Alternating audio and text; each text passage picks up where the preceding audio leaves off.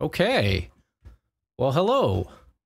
Do SQ4 next. Yeah, I think I might have to. I may just do them all at some point.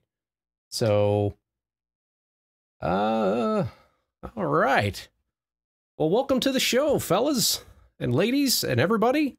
And get the screen up here. And thanks for coming in. So, great excuse to watch this while AFKing RuneScape and being at work. That sounds like a perfect day at work. And, but it's not Friday. No, it's not Friday. It's Tuesday. I'm all confused. Every day should be Friday, though, really, right? What is Space Quest 3 about? Well, you've come to the right place, because we're gonna go through the whole thing here. So first of all, this is the first time I've really done a live stream on this channel since it's, you know, really kind of taken off here in this past March. I think the last time I did a live stream on the main channel was probably February or January, something like that. I've live streamed a little bit on Twitch, but not too much. Sometimes I just kind of goof off on there, but I kind of just wanted to say thanks to everybody for checking out the show. This channel's gotten a lot bigger than I ever thought it would. I certainly never thought it would get this big. So I kind of just wanted to say thanks for everybody for checking out the show and you know, supporting the channel and everything. So you know, I just appreciate everybody supporting the channel, and you know, your kind words mean the world to me, and I really appreciate that. So you know, that's kind of what keeps me going. So so hopefully we'll get a chance to hang out here a little bit. Now the chat window just exploded, so I might have to close that. And I might just have to use the chat window on the backup. I've got a backup. I've got a laptop over here. It's Mike. Hey, Mike. I've got a laptop over here. This is like the really old laptop that I think I've had this thing for like 10 years.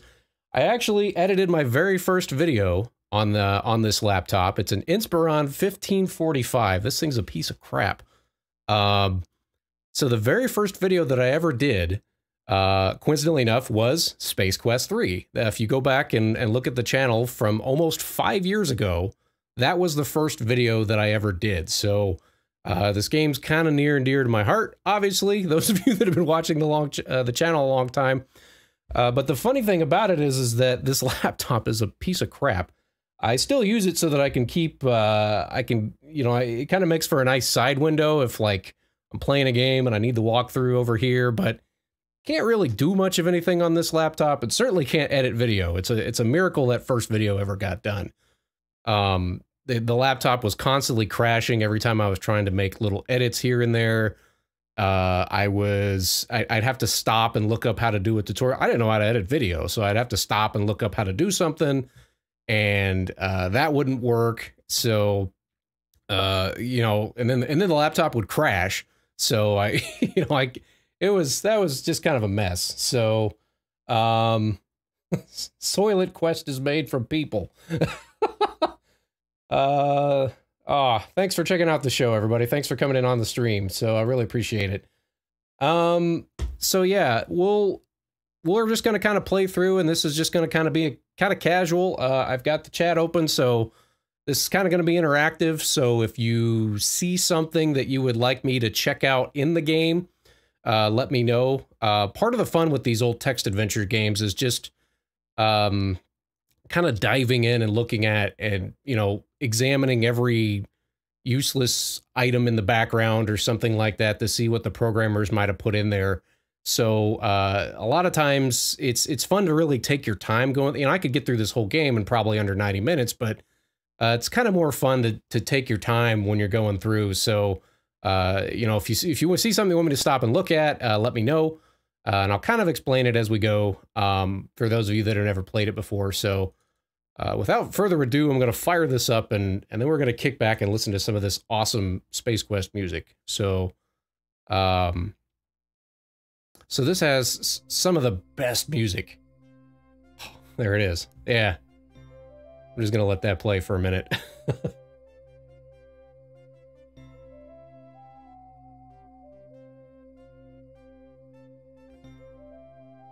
So Space Quest 3 was released in, I think it was 1989. So for me, playing this as a text adventure, the computer games that I had before this was like Colossal Cave and Moon Mist and stuff like that. I don't know if you've ever seen anything like that. The way it would work is the whole game is nothing but text. And you would type in commands like look or go north or something like that. And it would, you know, the goal, I think, like in Colossal Cave, the goal was to, you were trying to collect treasures from a cave and get it all back to a certain room. And then Moon Mist, you were trying to solve, it was like a detective game. And you could, like, interrogate people and stuff like that. And you were exploring this old haunted castle.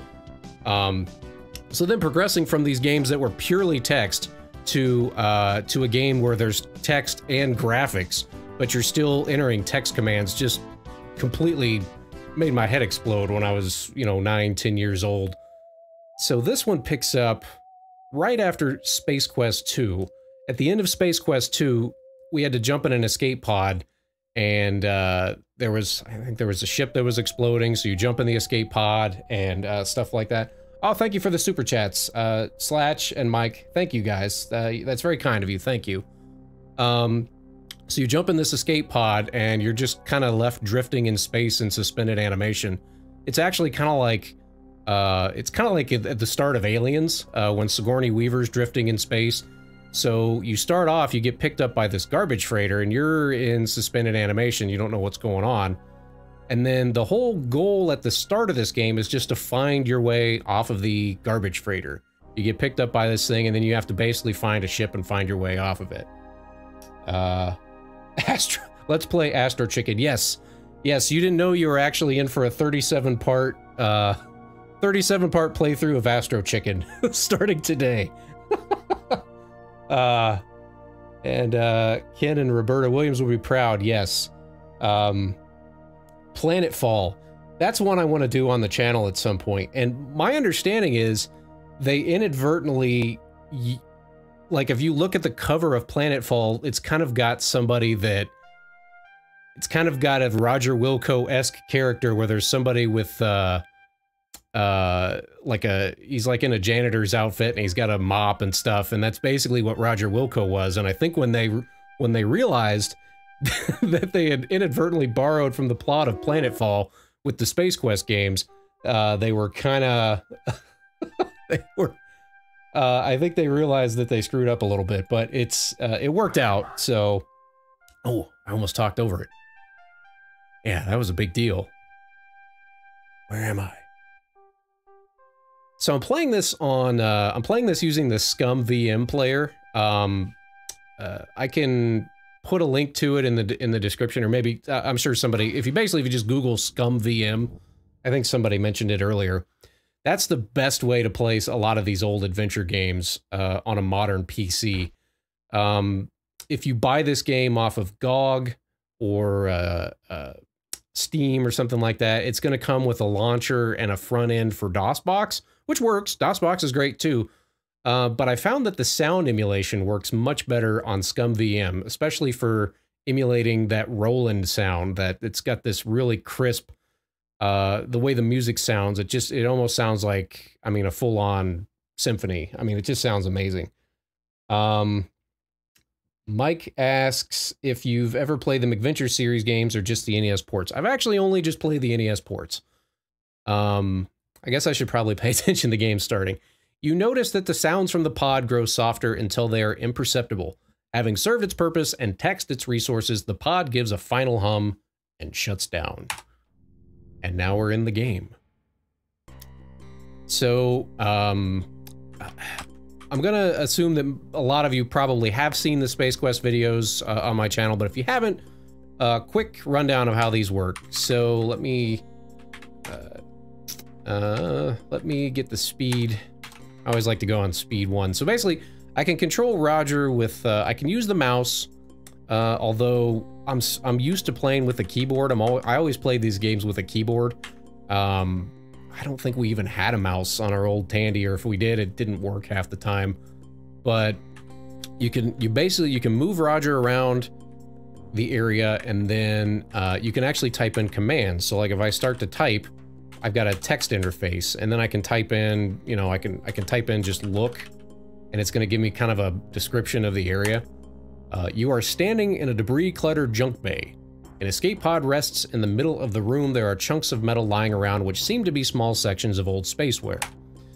So, like I said, the situation that I'm in right now is I'm kind of just trapped on this garbage freighter, and then I basically just have to find a spaceship and find my way off of it, and, you know, fix it up or do whatever I got to do.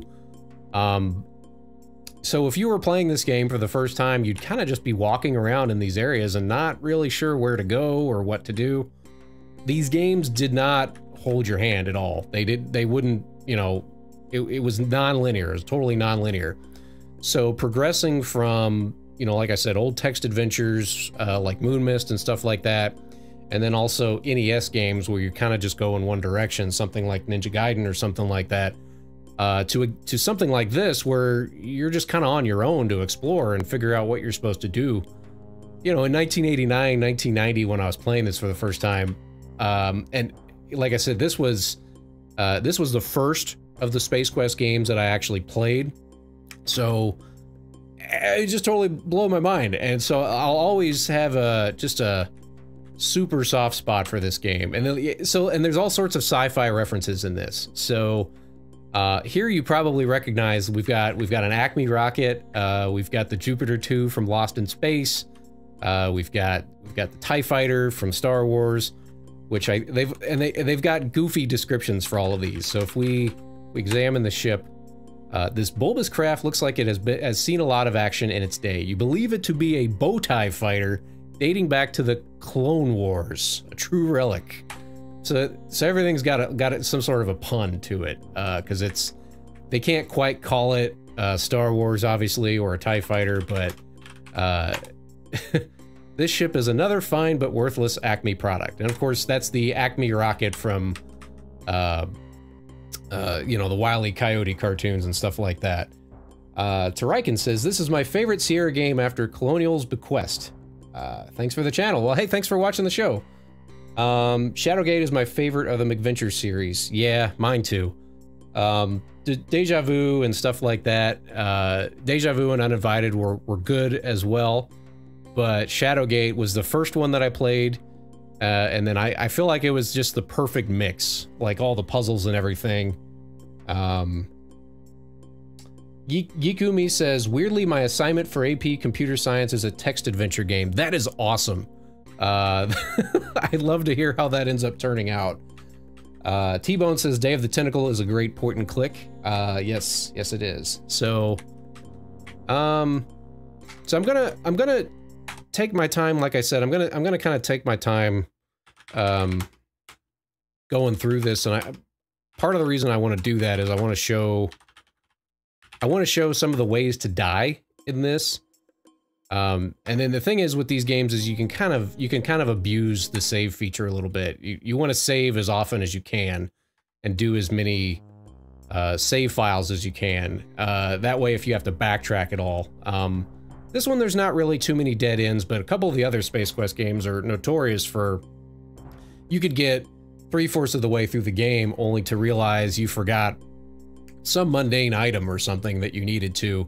And then you'd have to either backtrack with your game saves, or you just have to start the game over if you were only using one save.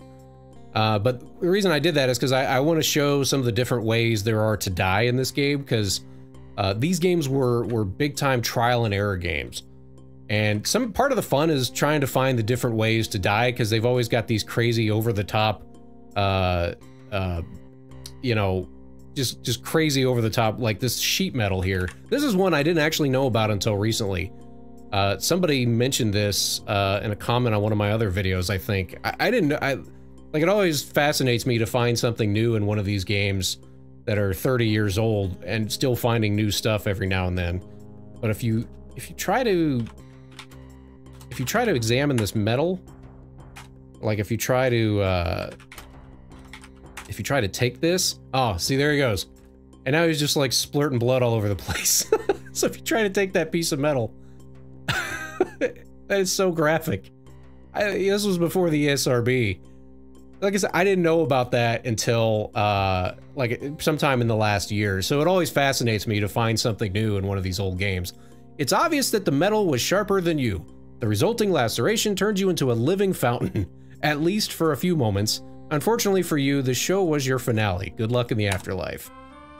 A brave but fatal attempt at arterial art. And then let me look at that. There's blood all over the place. And he's, that's messed up. So yeah, oh no. So yeah, there's tons of ways to die in this game. So we have to avoid that. But I did want to show some of those. I'm not going to do it every single time, but I do want to show some of the different ways that there are to die, because if you're playing this through the first time, that's basically what would happen. Is you would try something and then either it would work or you would die. And then you would have to restart your game and try again. So yeah, there's something that happens if you examine this arm in the background too. Somewhere there's an oversized android missing a limb. So you've got this giant arm, robot arm in the background, and then there's like, what is this, one of those constructor sets or something like that, and you know, one of those toys. We examine this, let's see what it says here. Oh boy, it's a big one. And then what do we got? If we try, see, I think we can't get in the ship, the Jupiter 2. It says Jupiter 2. This baby must have been floating around out there a long time. It doesn't hold your interest for very long. I always wondered if that was a knock on the show. Like, because it doesn't hold your interest for very long. Let's see. Floppy says, so I was just watching till my mods got bash patched and now I'm hooked. T-Bone. Hey, it's John from Gen X Grown Up. Hey. Jeremy, hey, what's coming? Thanks for checking out the show. Bryce says, I played this first on the Atari ST. That's awesome. Thomas says, time codes in Space Quest 4. Yeah. Those time codes can go to hell. I hated those time codes. So our next move here, we can't go out anyway. This is kind of at first glance, this would appear to be a dead end. We can't really go anywhere. If we examine the room, it says you are overwhelmed by the variety of space trash around each corner. A large bucket conveyor carries shredded ships to a horizontal conveyor high above. So yeah, we can't go anywhere. It would appear that this is a dead end, but if we go over here. Oh, I missed the spot. Yep, there we go. And I love the look on Roger's face. He's got this look on his face like, ah! So now there's, if we don't do anything, like if your first instinct would be to try to jump. But this is a text adventure, and it's Sierra, so we can't just jump. If we jump, it says you can't do that from this position. You actually have to stand up first, and then... Oh. Let's go ahead and do this. I'll show you what happens. So yeah, if you don't do it, not a pretty sight. Shredded like an Iran-Contra document, your many independent parts flutter to the bottom of the hopper. You're a less than choice cut, Wilco. So... Okay, so we'll restart here. So, what you're actually supposed to do, like I said, I want to kind of show some of these deaths because some of them are really funny. So, that one basically turned you into Brown Chuck Wilco. Sandman says, hello, hey, Sandman. Alessandro, hello. Oh no, I did it again. That's what I get. I was paying attention to the chat and not the game. Alright, this time I'm gonna do it for realsies. Okay. Get up here. Get on there, Roger, let's go. Go ahead and get this queued up here. Pay attention. Stand up. And then we have to jump. And now we'll jump onto this, basically this giant steel rafter. And now we can just kind of walk around and look. But if we go this way, this is actually a dead end. So we can't go around that corner. If we try to go around that corner, we'll die. And I'll go ahead and I'll skip that one for now. But then if we go this way and we keep going, we're actually backtracking. We're actually over that area where we were just a minute ago. So you kind of have to be thinking about the whole layout of the garbage freighter at this point. We can even examine and just see what it says.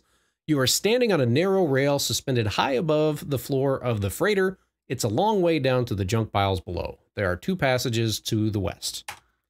And so let's go in here. And some of you know what's about to happen here, and some of you don't. I'm going to save the game. Do that. And then let's examine the room first and just see what it says. In this room, the rail makes a U-turn. There is a machine here which hangs under the rail. There is a chute at the bottom. In the middle are panels of monitoring devices being tended to by a droid.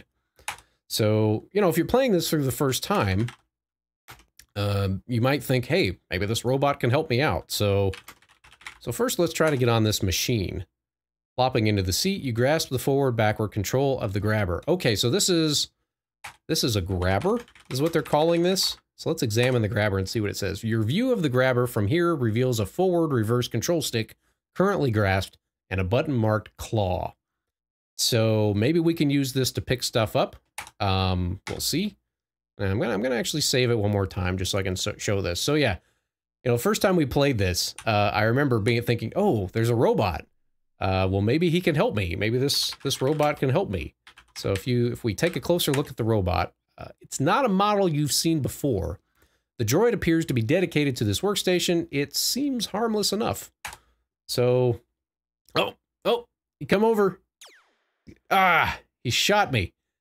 You really bit the bean, Buckwheat. And there's that lack of regard for organics in action again. I guess they never heard of the warning shot concept around here. Anyway, you're dead. So yeah, there's just a giant freaking hole in his head. How messed up is that? Hope you're enjoying your new flow-through ventilation system. So that's one of the things, you know, some people might play a game like this and get really frustrated because they might think, oh, well, if all you do is just die all the time, well, that's really boring. And I get that to a degree. This type of game may not be for everybody, but I feel like they threw in so many different unique and goofy ways to die, and this game's sense of humor really shows in those situations to where it doesn't, like, to me, I just think that's part of the experience. It's just like, oh, we died again, so you just gotta keep trying, and then it makes it that much more gratifying too when you actually do figure out what happens. So if we push the button here, see, I already kind of know what you're supposed to do here, but we push the button, we're sending this grabber down, and we're grabbing this piece of hardware down there. The claw senses contact with the warp motivator, grasps it firmly, and begins the ascent back to the grabber. So I kind of already know what we're supposed to do, so I'm kind of jumping through a little bit. But basically, there's a ship that we find, and when you find the ship, it doesn't have all of its parts. You have to find some different pieces to make it work. You got to find a generator, got to find this warp drive motivator, and we got to get all of that to the ship, put it all together, and make it work. So we'll push this button again, and we're going to see something that we haven't actually. We're going to see a part of the garbage freighter that we haven't been to yet. So I'll push this. It's going to send that down. Sensing an adequate surface, the claw releases its cargo and begins the ascent to the grabber unit. The object thuds into place within the cavity of the ship. So yeah, that's the ship we have to find. Technically, we haven't found it yet, but since I already knew where it was, I saved us a little bit of time. So, Zot. Yes. Hey, what's going on? Chris from Classic Gaming Quarterly is here. Happy Fox. But the deaths are amusing, almost Hitchcocker-esque. Yeah, Rube Goldberg, something like that. Sandman says Tuesday afternoon arcade. Yes, every day really should be Friday, I feel like. So yeah, we know now not to linger around here because this droid is going to kill us.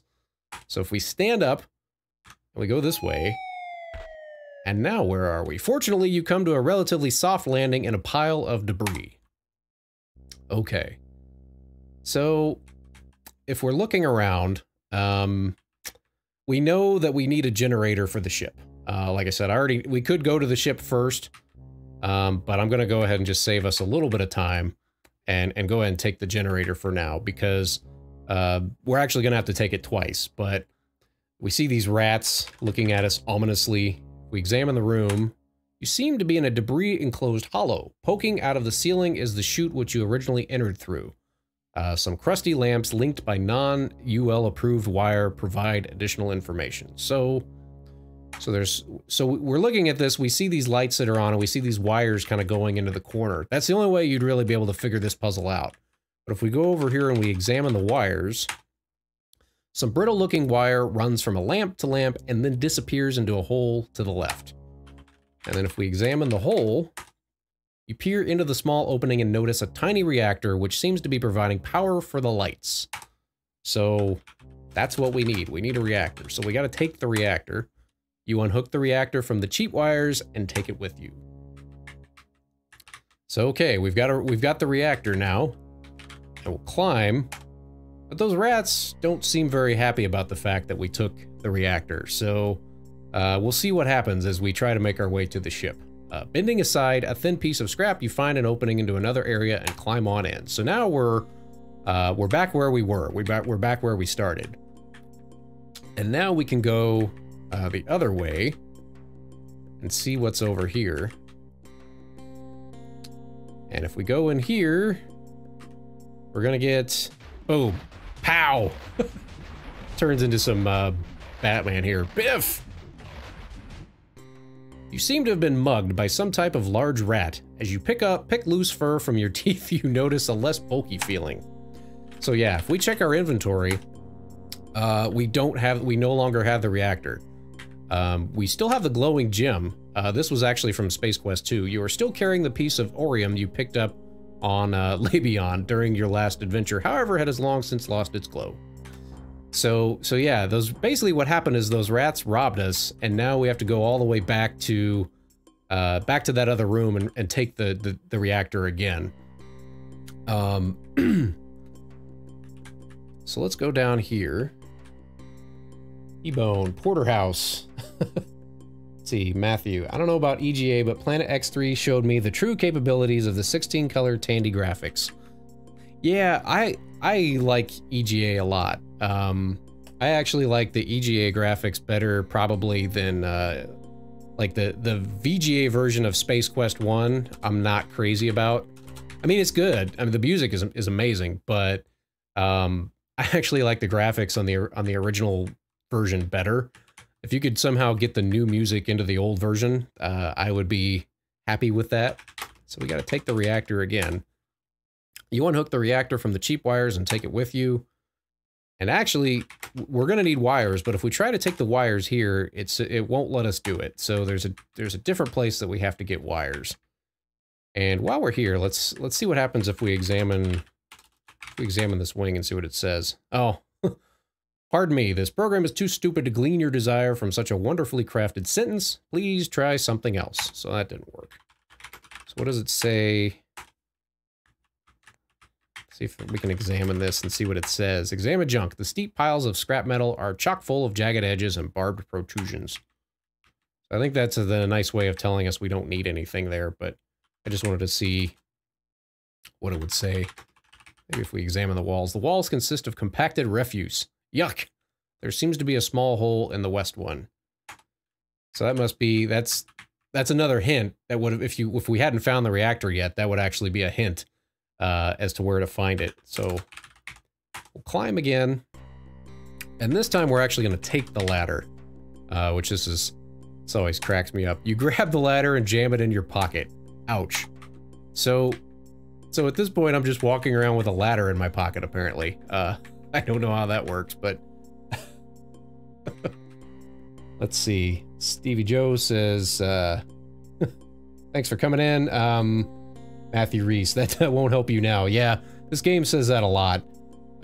Stevie Joe, is this a PC game? Yes, this is a very old computer game. You can play it on modern computers, though. I mentioned this at the start of the stream, but If you go to GOG or Steam, you can find it pretty cheap. I think it's only like a couple bucks at this point. So we need wires, except for the one on the left. Most of the wires here look dangerously worn. Take wires. You take the only decent piece of wire available. So now we can continue. And this is totally insignificant, but I always thought this was impressive. Like when Roger's walking up against the side of this, if you look, it's only in there for a few seconds, but you can see his shadow going up against the wall when he gets to the end of the tunnel here where the light's coming in. I just always thought that was super cool. Let's see what it says. Someone or something has done a real job on this tanker. Was this a result of some space battle, or perhaps you're not the only one roaming around in here? Interesting. I don't think I've ever seen that message before. And then, let's say when we walk in here, the gutted carcass of the tanker opens up to reveal even more junk. A metal head rests nearby. And then, what if we examine the head? Wow! An ancient model of a battle bot. I bet you'd hate to run into whatever brought this big guy down. It looks like something poked it in the eye. So once again, this area is kind of a dead end. We can't, it would seem like we can't go anywhere. And in fact, I'm gonna go ahead and save the game again. So yeah, it would seem like we can't go anywhere at this point. But if we try to go down, whoa! Oh gosh, you've stepped off a metallic escarpment and doubled into the darkness. Twisted, jagged remnants of old vehicles reach out to slow your dark descent, cutting short your life in the process. That one always cracks me up. Deceleration trauma. It wouldn't be so bad except for the sudden stop at the end. Next time, don't get so close to the edge. So, once again, you wouldn't really figure that out. You might think, oh, there's another room down there, and then nope. That's how you die. So we can actually climb. Let's see if it says anything. There are two eyes on the BattleBot head. One of them has been broken. Can we look in the eye? Doesn't actually say anything. So really, you just would have had to figure out that you're supposed to climb here.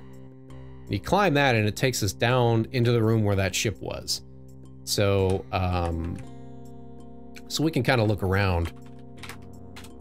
You find yourself at the bottom of another trash pit. An interesting array of alien artifacts is strewn from one end to the other. A large ship is in the middle, and a small one is off to one side. So there's two ships in here. One of those, actually both of them should look familiar. If we examine this ship, it's a cute little thing. You've never seen anything like it in these parts, but then where are these parts? Some writing on its exterior reads, "For a good time, don't call Hal." So... yeah, once again, with the sci-fi references, that is from 2001: A Space Odyssey. And actually, I'd be curious, did any of you go to see the re-release of 2001: A Space Odyssey when it came out earlier this year at the IMAX? I actually did go and see it, and it was actually the first time I had ever set through that movie in its entirety. I remember trying to watch it once when I was a kid and I didn't really understand it. I was expecting Star Wars, and I watched it again as an adult, and it was a lot more, it made a, you know, it was a lot more of a, made a lot bigger impact on me. Happy Fox says, it reminds me of an episode of Doctor Who. These types of early DOS or Windows or whatever hold great memories. Stevie Joe. Yes, definitely. Back when computer stores were specialty shops, my buddy's dad had a store here in Missouri. First time I'd ever had computer exposure. Yeah, I miss the old computer stores. We had one that was called Walden Software. I don't know how big that was. I'm in the Midwest. But yeah, there was like a Walden Software and a Walden Books. And they just had a little storefront at the local mall, and you'd go in there and they just have all these games like Space Quest and King's Quest and all that stuff, and I could spend an hour in there just looking at all the boxes. I mean, it was just so cool to walk around in there. Matthew, Lego, Tinker Toy, Transformers, yeah. Matthew, wait a second, why is it all toys? Yeah, a lot of them are toys, Transformers and so forth. What is, they look like the remnants of an orbital space station, or perhaps some type of toys for an oversized child. Yeah, that'd be pretty scary. And then if we examine this ship, it's a sleek-looking number. If you can disregard the junk it's rooted in, it must be a recent addition to the collection, as everything seems to be intact.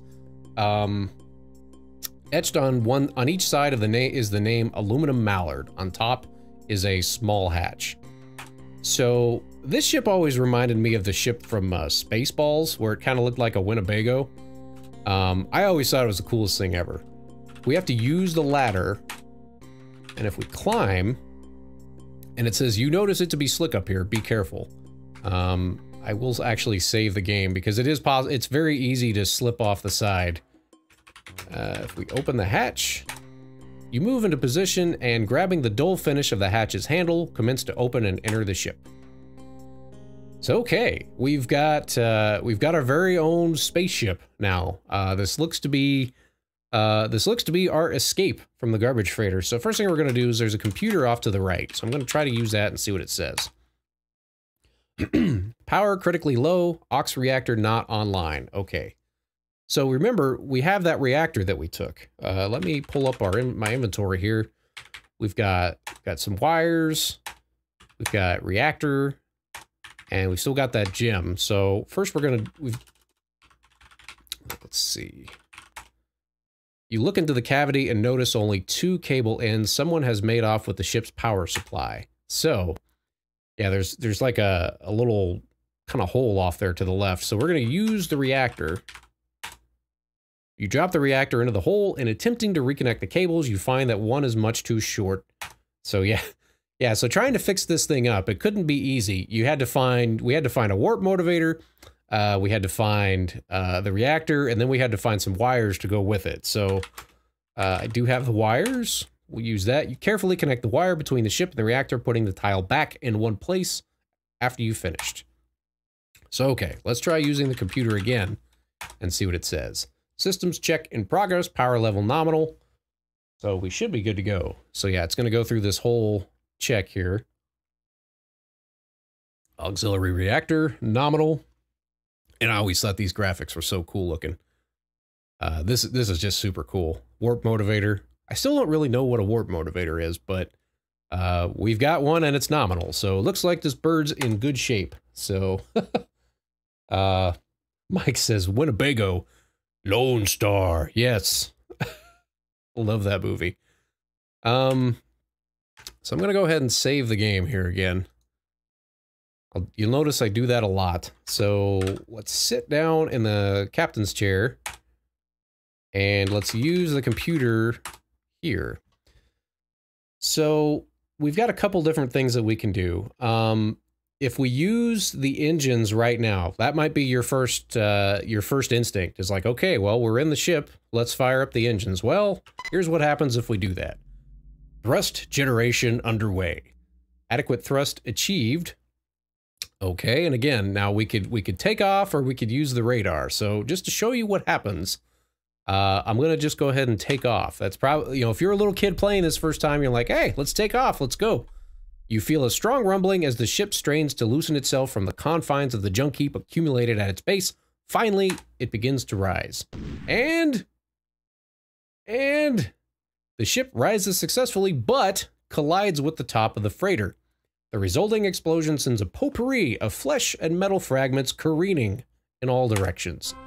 Your radar is designed to avoid just such an occurrence. So, learn to drive that thing. So yeah, once again, it's just the whole trial and error aspect of the game. What you're supposed to do is use the computer and fire up the radar first. Now that we've got the radar, now fire up the engines. And now take off. And now something's gonna happen. You feel a strong rumbling, yada yada. Ship rises several meters and stops, okay. So now we've got an opportunity to do something. The radar is telling us, hey, the edge of the garbage freighter's here, you idiot. So, you know, you need to do something about it. So we can pull up the weapons system and we've got a couple different options here. We can try to fire a shot And maybe if we fire a shot with the weapon system, that'll blow a hole in the side and we can just, you know, shoot our way out. But if we just do that without doing anything with the shields, that will not work, basically. That'll it'll end up blowing a hole in the ship as well from the debris. So I'm going to go ahead and turn the front shields on and now hit it. The junk shot blasts a new orifice in the side of the junk freighter. The pressure generated by the desire of the ship's atmosphere to escape to the considerably lower pressure of space causes your ship to be spit out like a watermelon seed. And now we are free of the garbage freighter. So that only took us 40 minutes, so that's not too bad. Geek Yumi asks, how many game carts do you own? Well, you know, I'm not even sure. Several hundred. To be honest, unless I need something for the channel, I really stopped outwardly collecting, you know, like just for the sake of collecting game cartridges, probably in the last couple years, just because they've gotten so expensive. I still go garage sailing sometimes, and if I see some on the cheap at a garage sale or a flea market, I'll pick them up, but I'm not like actively trying to increase the size of my collection anymore unless it's just unless it's something that I need specifically for a video or something like that. Just because of the space. Getting into game collecting is probably not something you want to do when you're a minimalist, because it does, especially with like a lot of these big box PC games and stuff, they take up a ton of space. T-Bone says that was LucasArts. LucasArts versus Sierra. Sierra pioneered, Lucas refined. The game that most reminds me of this trial and error style of play is Return to Zork. That would had a ton of dead-end possibilities. Yeah, Zork and stuff like that. I mentioned this at the start of the stream, but I played a lot of Colossal Cave, which was a lot of trial and error. Super fun. Someday I'm going to, maybe next week I'll do a live stream of Colossal Cave. Everyone else is live streaming Fortnite. I'm going to live stream a 40-year-old text adventure. Matthew says, YouTube ruined retro game collecting by inflating prices. I don't know. I mean, I think the prices were always going to go up a little bit anyway, just because, you know, these games are getting harder and harder to find. So, you know, as they get harder to find, I don't know which came first thing. Is it YouTube or is it the retro game collector? Did people start collecting old games because of YouTube? You know, I think a lot of it too is, there's a lot of shops I see in the area that, there's a couple of mom and pop retro gaming stores around here, and, you know, I'm all for supporting local business and stuff like that, but they really just gouge the heck out of their prices. And you know, like $30 for Super Mario Brothers 3? No, I don't think so. I know they got to make a living and stuff, and I know there's a lot of overhead with running a storefront and everything, but some of the prices that you see on some of these are just ridiculous. So, T-Bone says, I just spent over $200 on games at a video game con a couple weeks ago. Happy Fox says, emulators took the bottom out of the market. 10,000 on a handheld or a small box HDMI to your TV. You know, I see what you're saying there, but how many game carts do I actually own? Well, I'm looking. It's all relegated to one wall. Let's put it that way. I've got probably a whole wall of like I'm guessing you mean like NES and stuff like that.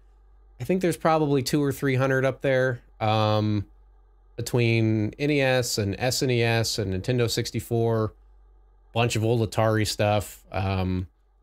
Atari ones you can still get really cheap too. Like I'll still find a box of Atari games at a flea market for like, you know, if you ask the vendor, hey, will you take like $10 for this whole box? A lot of times they're just excited to get rid of them. So, Matthew says, it used to be common to pick things up for a few dollars at flea markets, but YouTube plus other popular places made people realize how many people out there were actually wanted this stuff. That's true. That is true. If you, I'll use the example of Goodwill. You used to be able to find a lot of that kind of stuff at a Goodwill or just thrift stores in general. But now if you go to Goodwill, like if you go to Goodwill, if you take some games into Goodwill, 90% of the time they won't resell them in the store. They will auction them off in on their website to try to, like, they've got kind of an eBay type garage sale website, goodwill.com. So they're, most of their, my understanding is most of their storefronts are instructed that if people bring in those old games, don't put a price tag on them and resell them in the store. Those go back to HQ and get resold on their website so they can try to get the most for them. And that's, you know, that's debatable. I mean, on the one hand, it was nice to find, you know, there was at least a chance you could walk in and find Chrono Trigger for $10 at a Goodwill, and now that's probably never going to happen. So, Mike says, everything on Twitch is WoW Classic and games like that. I'm all about streaming retro. There, yeah. Mike Cade Classic does stream retro games over on the Twitch, so definitely check him out. And there's links to, you can post a link to your Twitch here if you want to, Mike. That's fine for people to check out. But yeah, and then I've got there's a link down below, but I've got a Discord. So if you do have a stream that you'd like to promote, you're welcome to use my Discord and promote it on there, or just hang out if you want to talk about stuff. So, I should probably get back to playing the game, but, so if we look around, wow, a bunch of stars, not exactly a new sight for your space-weary eyes. So, let me save again real quick. So this part of Space Quest 3, you know, we've found a spaceship. We've blasted our way out of the garbage freighter, and we're kind of just free to explore on our own. So, this made my head explode when I was a little kid. Like, I thought this was the coolest thing ever. Like, we go into the computer and we fire up this, and now we've got, like, there's a navigation system. Like, this is basically open world. We can kind of just go wherever we want. So we do a scan. So we've got Planet Ortega, Volcanic, Sector 82, so that's one place we could go. We go over here, there's Planet Fleabutt. That's actually the name of the planet, is Planet Fleabutt. Light atmosphere, one known settlement. So that's one place we could go. If we scan again, we could go to the Monolith Burger. There's like a fast food joint. We could just go and get a bite to eat. So, this game does kind of have a little bit of, it kind of steers you in a certain direction. So even though it feels like it's open world, you can really only go one way. And I'll actually demonstrate that here, with this. But, you know, as a little kid, like, the ability to, like, just be able to pick and choose, you know, this feels like now the modern equivalent of this might be something like, maybe Mass Effect or something like that, where you're, you know, just in control of your own spaceship and it's open world and you can fly to whatever system you wanted to. This was 1989. Like, this was the coolest freaking thing I'd ever seen. I thought this was amazing. So now we've plotted in a course and we have to select our flight mode, and you can actually pick cruise speed here. I don't know why you would, but you could pick it. And Oh, that's right. We're gonna see Arnoid the android. Uh-oh. It's about to get serious now, kids. So technically what you would have to do here, I should have brought a mirror for this. It would say identity confirmed, Roger Wilco. So there was a sequence in the second Space Quest where you send off for this Labion Terror Beast mating whistle. And when you send off for it, you didn't pay for it, although technically it was supposed to be free. So now you've got this, like, the Jipazoid Novelty Company has sent a freaking Terminator after you to try to kill you. So, because you didn't pay for this mating whistle from the second game. It's going to take quite a while at this speed. You've got time to get up and make a sandwich or wax the car or something. So yeah, anyway, what I was saying before, if you pick cruise speed, like, you would, I've never actually sat here to see how long it would take to get from one place to another at cruise speed. But oh, thank you for the super chat. Thank you Thank you for that. And thank you for the Patreon support. That means a lot. Thank you so much. That's right. Monolith, not Mammoth. Monolith Burger, yes. Mike says, who is your daddy and what does he do? I assume you meant that as the Arnold with Arnold Schwarzenegger prose. So let's see. Get to the chopper. Yeah, if it bleeds, we can kill it. So anyway, long story short here, we need to select light speed. So let's go this way. Light speed or ludicrous speed. So yeah, now we're in light speed. Now we'll get there in a couple of seconds. So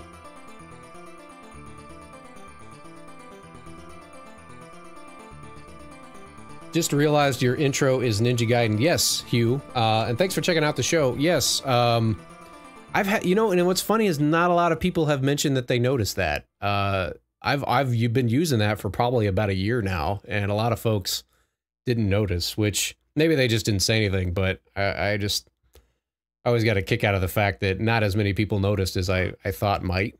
Big Ninja Gaiden fan. Ninja Gaiden 2 was the first one that I played when I was a kid. My cousin had it, and we played, well, we had to use the Game Genie when we were kids, but we played through it a lot just because it was super cool to watch the cutscenes and all that stuff. And this is cool. Sound effects are really neat there, too. That's awesome. With a mighty whomp, you set the aluminum mallard down on the surface of Ortega. So, some of you know what's about to happen here, and some of you don't, but just to demonstrate how this game wasn't totally open world, if we open the hatch...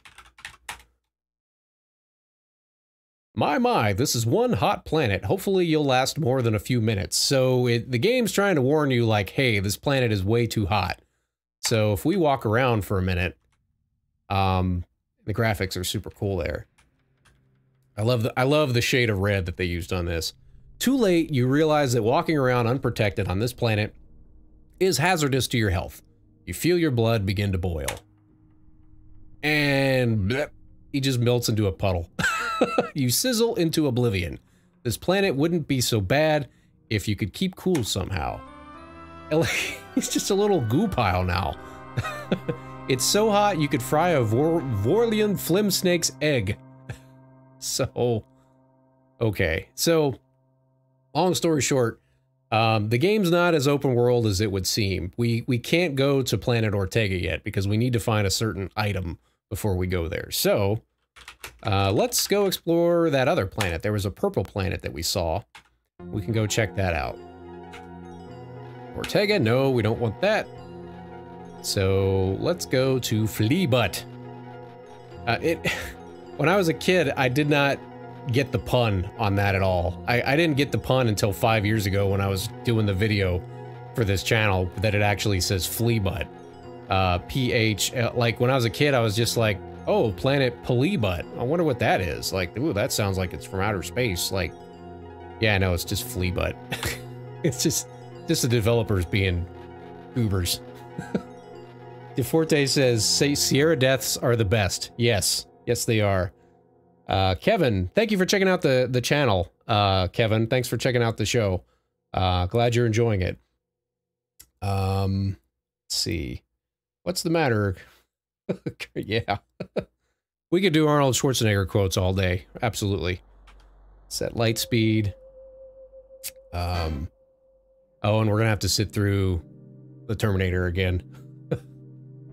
Here we go. We can all... Everybody can play along with me here. I see you, Wilco. Get to the chopper. If it bleeds, we can kill it. Mike says, no systems ratings back in the day for these games. All of us kids both loved and got freaked out. Yeah, that's the thing. Yeah, this was 4 or 5 years before the ESRB. So, like, seeing this kind of blood in a game, like, I'd never seen anything like that before. Kind of just, I use the phrase blew my mind a lot. This game blew my mind a lot. So, let's go ahead and land. Again, that's so cool looking. That's super cool with the way the atmosphere kind of reflects and everything. With a mighty whump, you set the aluminum mallard down on the surface of Fleabutt. And so we're here. So if we stand up, I'm going to save the game one more time. And let's open the hatch. As you step out of your ship onto the surface of Fleabutt, you are hit in the face by the harsh winds. It looks like a storm is brewing. Meanwhile, another spacecraft touches down on the planet elsewhere. Here he is, folks. It's Arnoid the android. He's even got a little bit of a 5 o'clock shadow. Or at least it kind of looks like he does. I don't know.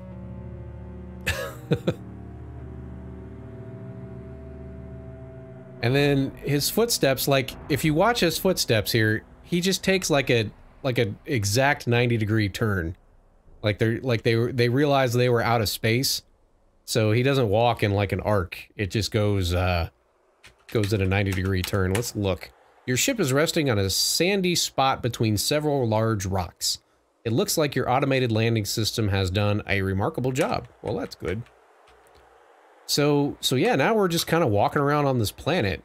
I am going to save the game one more time, and I know it seems like I'm doing that a lot, but there's actually, you can run into scorpions on this planet, and then two, oh, and there's lightning.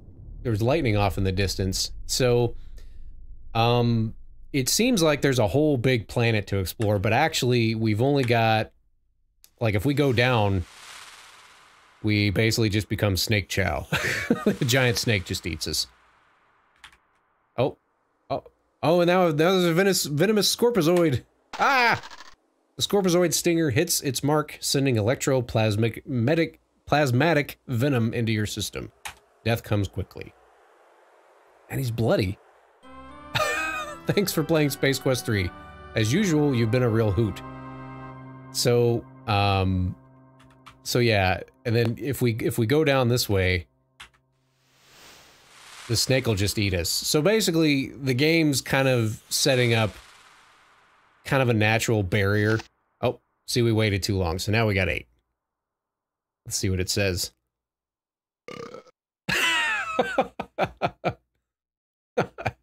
Congratulations on your recent death. Thanks for playing Space Quest 3. As usual, you've been a real hoot. I love the little box of snake chow. So yeah, the game's setting up some kind of natural borders. It's kind of letting you know that, hey, you can only go so far. I mean, they've only had so many screens to work with. And the same thing kind of happens, actually, if we go up this way. Like, if I remember right, there's only a certain way that we can go. We can only go so many screens up, and then we'll eventually just get struck by lightning. So here's the World of Wonders. Y'all come back now, you hear? Alien scub. So we get to meet Fester. But first, I will show you... I'll show you this, what I mean by we can only go a certain... so many screens up. So if we go up here... Boom.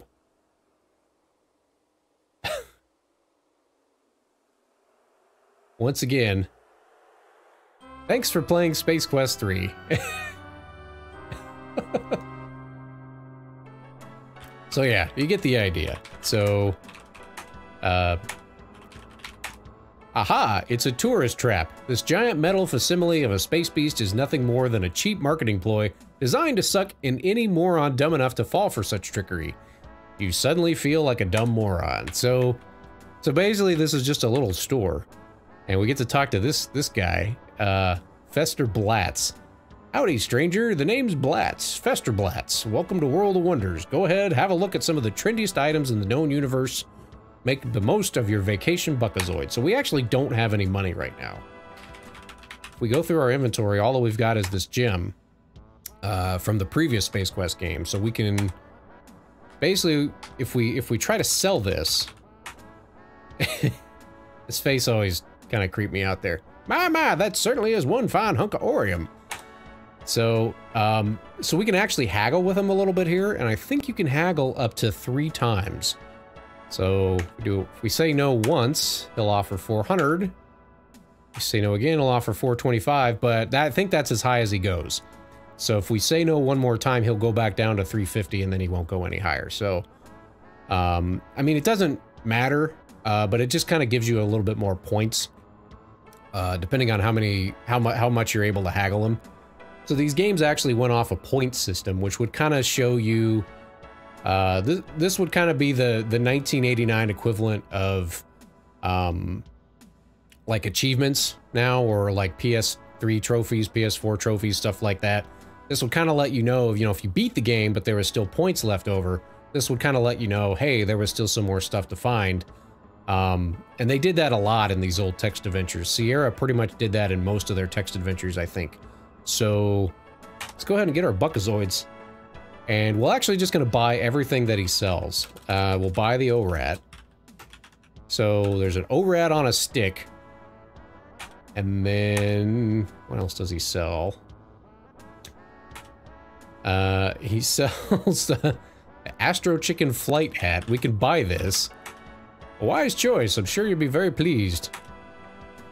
And then go into any high temperature planets. This nice pair of thermo-weave underwear will keep your internal environment pleasant on even the sweatiest worlds. So I'll bet we need that for Planet Ortega. So we definitely want to buy the underwear. So now we've got some stuff. We've got some items in our inventory here. So let's take a look. Thermo-weave shorts. They keep you cool and they're oh so stylish. Wow, your official Astro Chicken flight hat. Man, the babes will really dig you in this. And then we've got some Buckazoids left over, so we're okay. ORAT on a stick. You can open his mouth and close his mouth. Hours of fun for all. So, and then another thing that you can do in the store, and I didn't actually figure this out until a little later on, but you can kind of look at some of the stuff that's in here. I don't think it'll let you look at everything, but like if we try to look at the jar, there's a jar on that back shelf. Yeah, it won't let us do that. If we examine the skeleton, the shelves are arranged with some fine examples of the natural wonders of this planet. Also some worthless junk that can only be found in a fine tourist establishment such as this. If we look at the gems, many colorful gems are proudly displayed. Why? Those green gems at the end there look just like the Orium you found in the swamp on Labion. So that's kind of the game's hint that maybe you should try to sell the piece of Orium that we had, which we've already done that. So, and then the other thing that you can do, I didn't know about this until more recently, was these postcards over on the right. You can actually examine these. So if we type in examine postcards, you examine one of the many interesting postcards. Arrakis, a great spot for winter travel. Arrakis holds many delights for the adventurous vacationer. Nothing can compare with a blinding dust storm or being crushed by a sandworm. Yeah, I think that was one of the planets that you actually go to in Space Quest 2. You get eaten alive several times. You become vertical chow.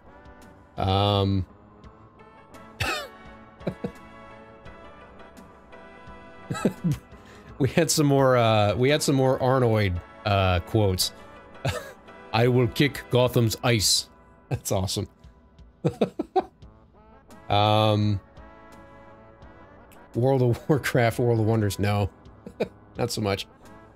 Lord Who says, this brings back so many memories of my Tandy 1000 TX. Yes. Yeah, we had a Tandy 1000 as well. I don't remember specifically what kind it was, but let's check out a few more of these postcards before we leave. You examine one of the many interesting postcards. Black Hole Bertha. Like a giant interstellar vacuum, Black Hole Bertha comes sweeping through the galaxy. All travelers are advised to stay away from Bertha. Just buy the postcard and tell everyone you went there. Yeah, that's a little bit of foreshadowing for what's going to happen later in the game. Ortega. You examine one of the many interesting postcards. The volcanoes of Ortega are constantly reshaping its surface. Dressed in heat-resistant underwear, the hardy traveler can find a lava lover's paradise on this starkly enjoyable planet. So once again, there was another hint that we needed to find the thermo-weave underwear before we go to Ortega. So as if we haven't already gotten enough, but Roberta Land. You examine one of the many interesting postcards. Come join the fun at the Fun Park of the Future. See characters from your favorite stories come to life again and again, recently revised, so don't miss a single thrilling scene. You examine one of the other interesting postcards, Beta Alpha Starless region. Looking for some real solitude? Come to a place that's so far from everything that you can't even see stars. Mind-numbing boredom greets you as you drift aimlessly through nothing. A must-have for the brain dead. That's awesome. All right. Okay, we should probably move on here. I'm gonna save the game one more time because I know what's about to happen next. But let's leave. Thanks for stopping by. Hey, looks like that lightning is getting close. Better be careful out there. And it's Arnoid, the android. Uh-oh. So, this is Roger Wilco. I guess we try to do my best Arnold Schwarzenegger impression. This is probably gonna be bad. The man I have sent across the universe to track down and terminate. I am not impressed. You were too easy to find. You tend to leave a mess wherever you go. So, let's see. With interest, that comes to 400,000 buckazoids that we owe for the Labonian terror whistle. Terror beast mating call whistle. I don't think you've got that kind of cash on you.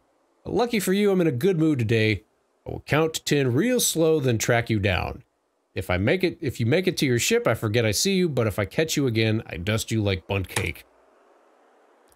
So, at this point, he's going to turn invisible, and then we've got 10 seconds to try to get back to our ship. But we actually can't get back to the ship. If we try to get back to the ship, it's just not going to work. He catches you every time, so no matter what you do, and we can try it. I'll show you what happens just so you see. Oh, there's his footsteps. He's coming. He's coming. Oh. Oh, there it is. So yeah, no matter what happens, he always catches you when you go back to your ship, and then he twists you into a pretzel. Congratulations on your recent death. So, so there's actually two different ways that you can kill Arnoid the android. One of which I didn't know about until recently. This is actually the way that gives you the most points. Like, I didn't know about this one until much later. Like, we didn't find this one when I was kids. I didn't find this until I played this game as an adult. But basically, if we just wait, these little vampire bat things will fly down. So I think we just have to wait it out, and then eventually he shows up.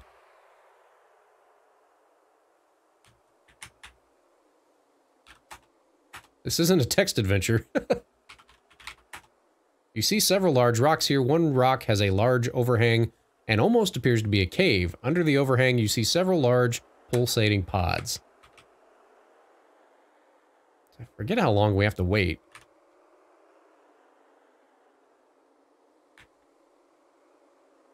Waiting on those footsteps to show up. Because if we walk down under those vampire bats, they'll swoop down and kill you. But if we wait long enough, eventually,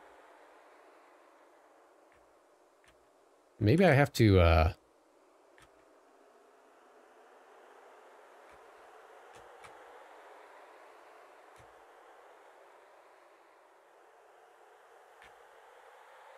maybe if we just wait here for a minute. He should show up.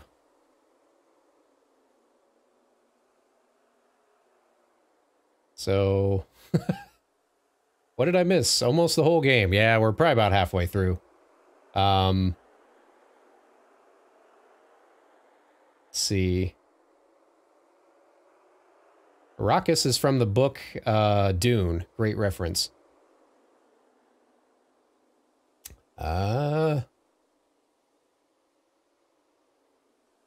Well.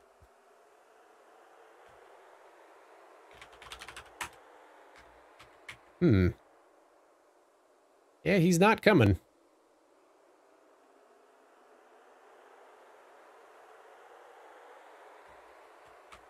Oh. Ah, there it was. He was right there. I goofed it up. Thanks for playing Space Quest 3. As usual, you've been a real hoot. Okay, so I wonder Wonder how I messed that up. Maybe I have to walk around for a little bit.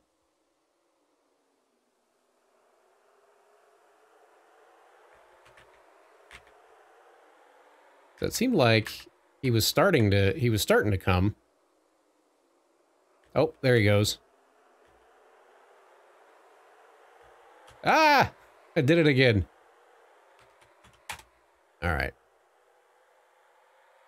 Now I have to do this just out of spite. I know there's a way to do this.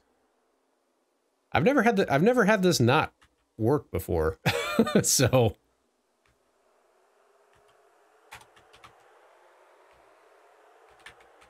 okay, this time I'm just gonna wait.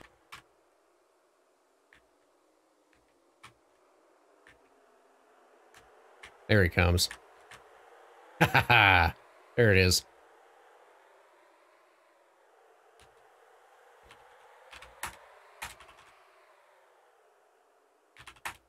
You see several large rocks. Oh, okay. Terminator is now a pile of junk, lying on the sand under the pustules. Looking closely, you notice that the Terminator's invisibility belt has survived relatively intact. So now we can actually use the ORAT. To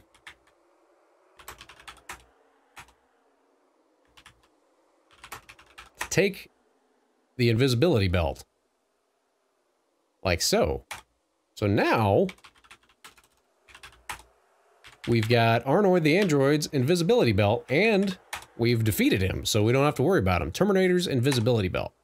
So that's one way that you can defeat Arnoid the android, but the other way, the way that we always did it when we were kids, that way actually gives you more points if you use those vampire pods and then the ORAT on a stick. But the way that we always did it when we were kids, the way that we figured out is if you go... Ah! Did I wait too long? Maybe I waited too long. Let's see what happens. There we go. Maybe it's just random. I don't know. But if we go up in this building, in the giant monster that the giant mechanical monster, this was the way we always did it when we were little kids.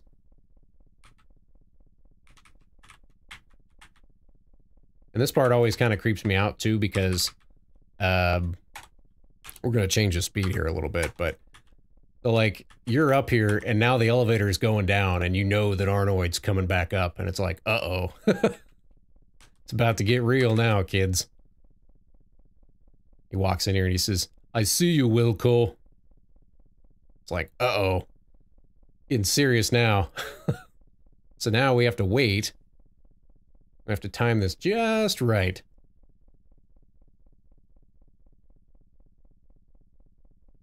This is the most, this is probably the biggest equivalent of what there is. This is probably one of the only times that you're gonna see action in a game like this, but reaching up, you give the rope pulley a mighty shove. Boom. And there it is. So that's the way we always did it. That's the way we always beat Arnoid when we were little kids. So, two ways to do it. Like I said, the other one actually gives more points, because you have to do, it's 2 steps. You have to actually use the ORAT on a stick, which gives you more points as well. So, this time we can just take the belt. We don't have to use the ORAT.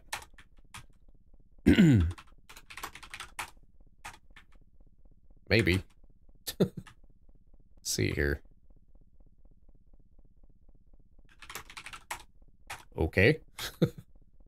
And now we have to wait. Fester's actually going to come back and yell at us for being up here. He's like, hey, this is employees only.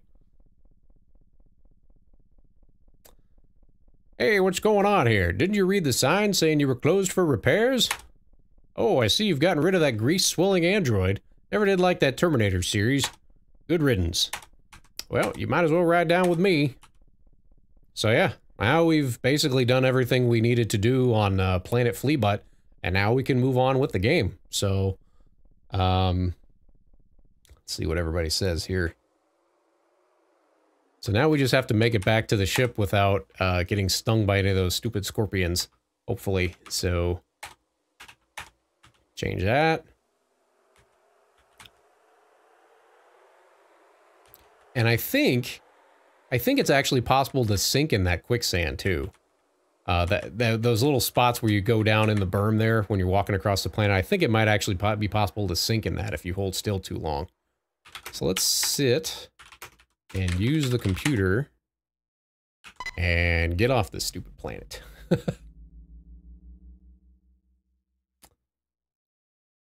T-Bone says I did it that way too. Yeah, I think a lot of folks did. I didn't know about the way to do it with the vampire pods until probably within the last maybe 10 years, I think, when I went back and played the game again. So let's use the computer again. And we'll fire up our navigation system, and now we're gonna head to the Monolith Burger, because after all this action, we need a bite to eat. I'm getting hungry, so... Monolith Burger fast food dive. Set the course. A finite number served. That's awesome.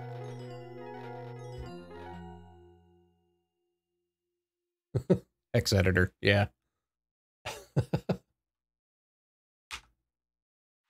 Oh no! Why did I do that? Why did I do that? That was dumb.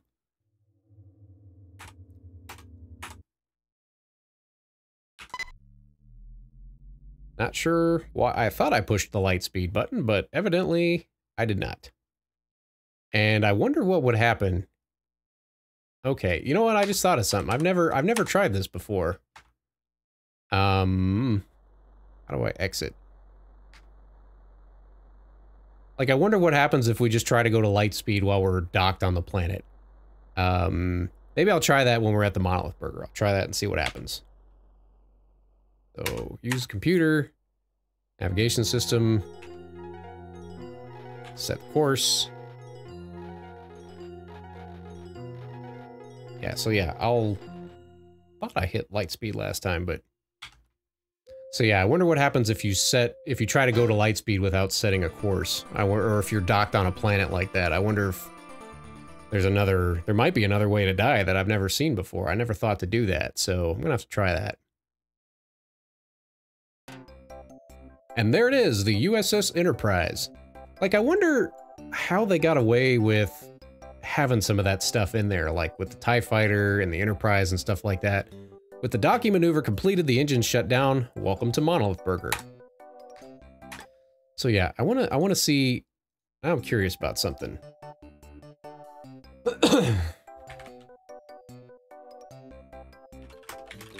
So let's get in the ship.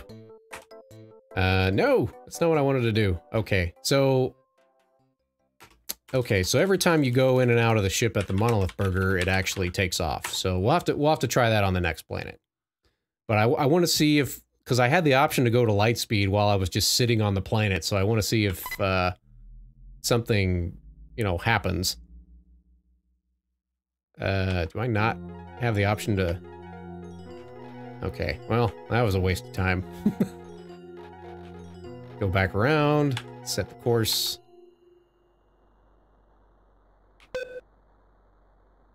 I'm here. Do I have to leave and... I must have to leave and come back.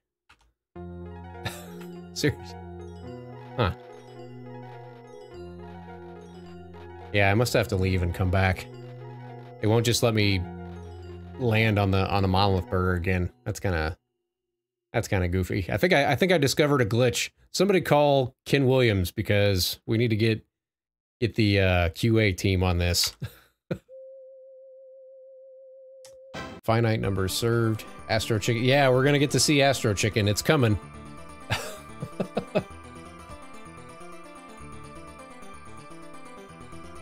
What everybody says.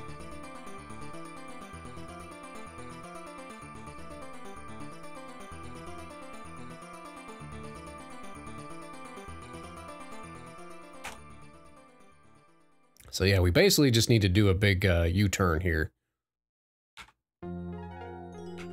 Otherwise it wouldn't let us land, so... No, no, no, no! That's not what I wanted to do.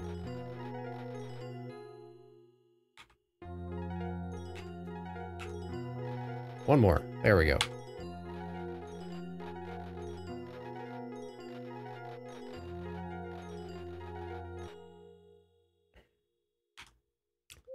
Ludicrous speed, go!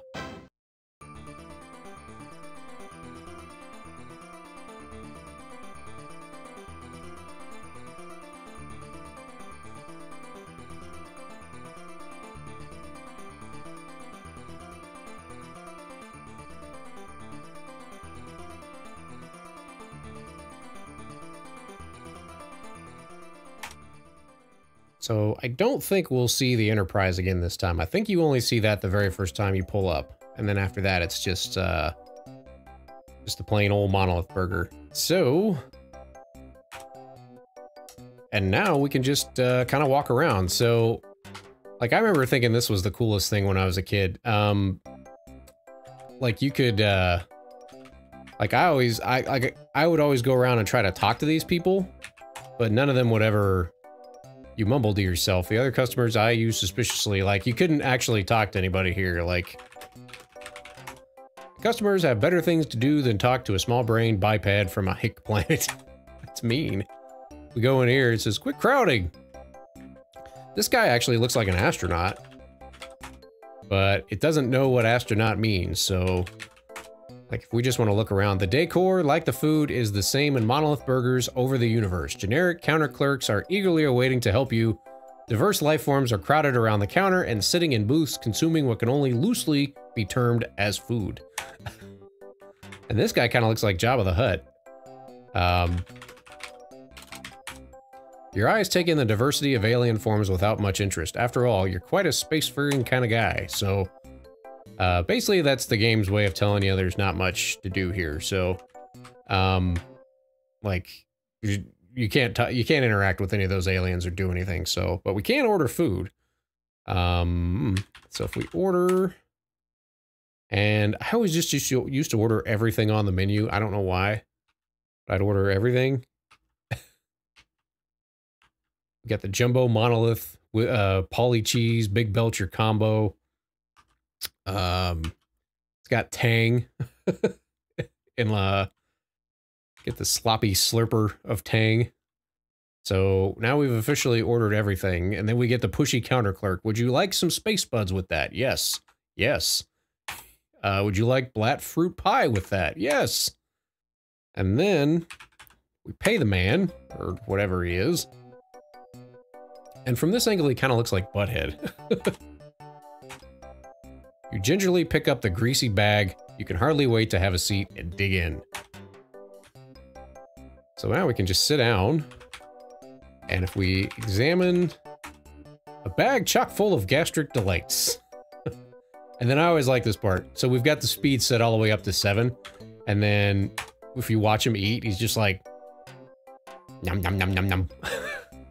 That always, I was easily amused when I was like 9, okay? So bear with me.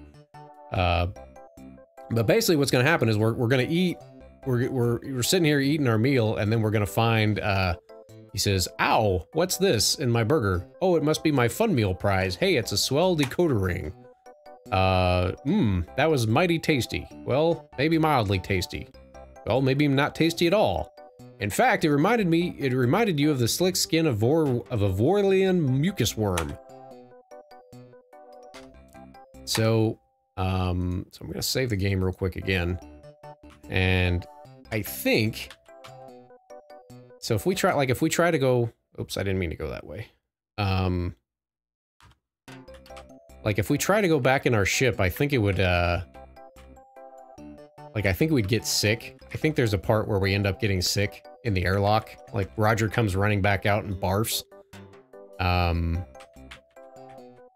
But I don't want to accidentally undock, so I'm not gonna mess with that right now. So now we're gonna get to play the funnest part of Space Quest 3. We're gonna get to play some Astro Chicken. So, and this is, I'm gonna have to turn the speed down a little bit here because this is always kind of a mess. So if Astro Chicken must land on the Astro Chicken landing pad. He's depending on you to bring him to safety. So let's insert Buckazoid. And here we go. We get to play Astro Chicken. And I never could do this. So just to forewarn you, this is gonna look awful. This is so stupid. I hate this. I hate everything about this. God, even that music just bugs me. Like, it's cool that they had a little arcade game in that you could play, but I hated this game. Action was not really the strong suit. Oh, there we go! Bakak! We got one! Oh, oh, oh, no, no, no, no! Ah! Like, I swear, I know it doesn't look like I'm trying very hard. I'm trying as hard as I possibly can to land this thing.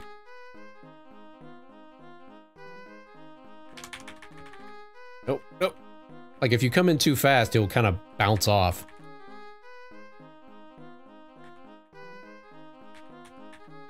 There we go. Hey, I got another one. I'll be darned. Oh, no, no. Ah. Game over, man. Game over. So, basically, you just have to keep doing that. If you play the game a certain amount of times, or if you land a certain amount of time, like maybe if we land a couple of times, like maybe if you land 5 times, I can't remember. We'll actually find a secret message. So we kind of just have to keep going. You don't have to.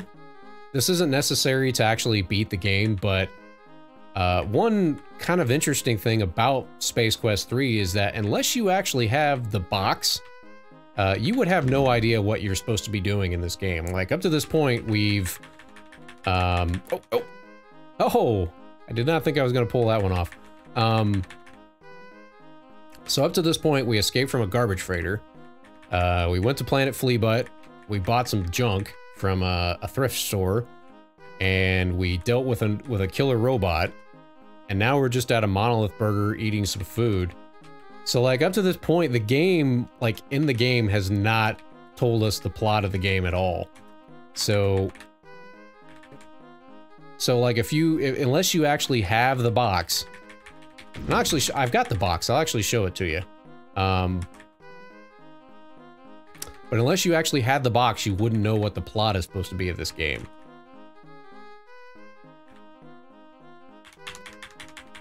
Like, just by playing the game. Like, if you buy this game now on Steam, you may not know what it is unless you read the little PDF of the manual first or whatever. So yeah, I've got the box up there. Let me show it to you real quick.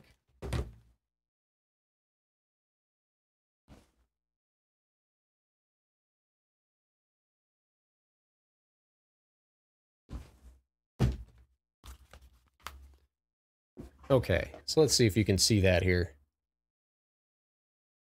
So the back of the box actually tells you what the plot is.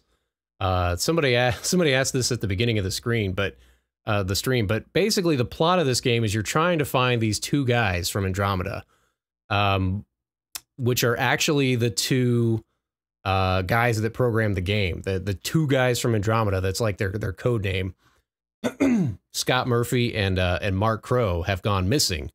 They've been kidnapped by some evil big mean corporation that's forcing them to program crappy games like Astro Chicken, and so they're being held captive. And then your mission is to go find them and rescue them. And nowhere in the game does it actually explain that to you until like this part of the game. You basically just have to keep playing Astro Chicken, and eventually you'll see a secret message in the game, like on the screen while you're playing Astro Chicken, and then you have to use your decoder ring that you found in your Monolith Burger meal to figure out what it is that they're saying. And it's basically a hidden message from the developers saying that they're trapped. They've been kidnapped by the pirates of Pestilon, and they need your help to be rescued.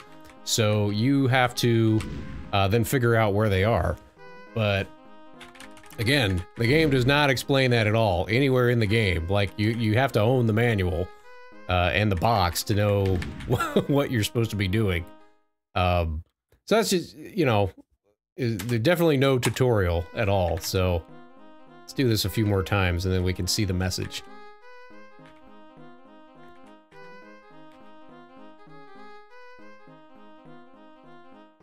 Just land at a sideways slant. Okay, I'll try that. Nope.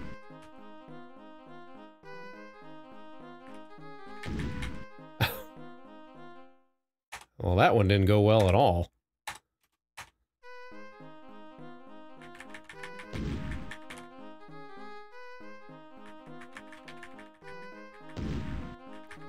Yeah, I have never... Oh, God, I am so bad at this. Try it a few more times, because I think if you just play 10 times, it'll, the message will pop up.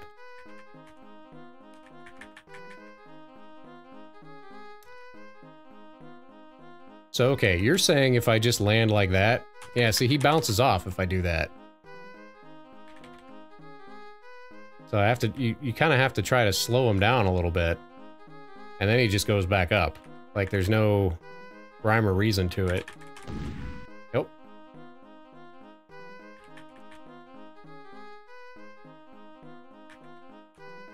There we go. Macaque.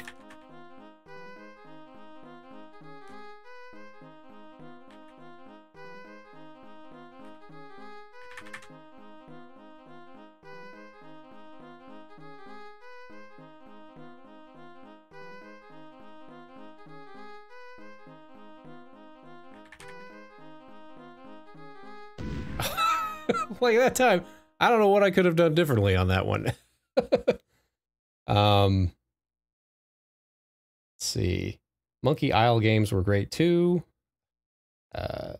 Indiana Jones and the Fate of Atlantis. Yeah, that's one I want to do a video on at some point. That one was really well done. Burger King font letters. Yeah. Yeah.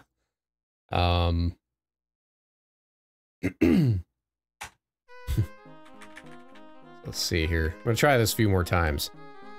Like I said, I think you have to play it 10 times. I could just die 10 times, just in the interest of time, so everybody doesn't get bored to tears.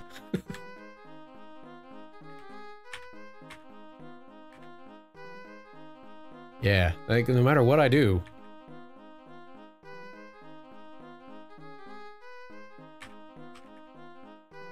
Nope, nope, nope, nope, nope.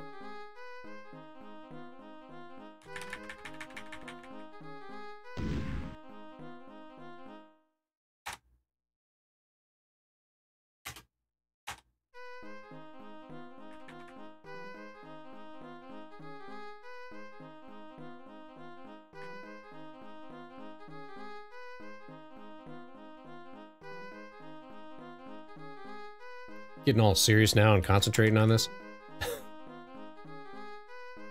Nope, nope, nope, nope, nope, nope, nope.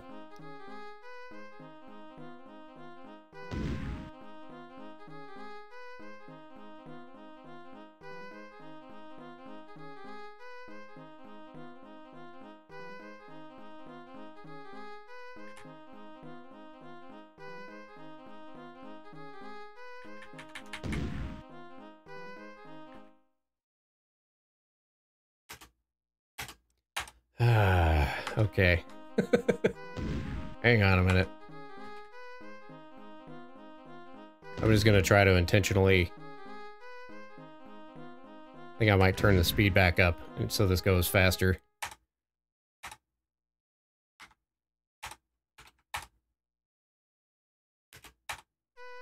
Boom. Boom. Boom. Take that, Astro Chicken. Ah, and there it is. So, okay, here is... So this was the secret message. And then if we use...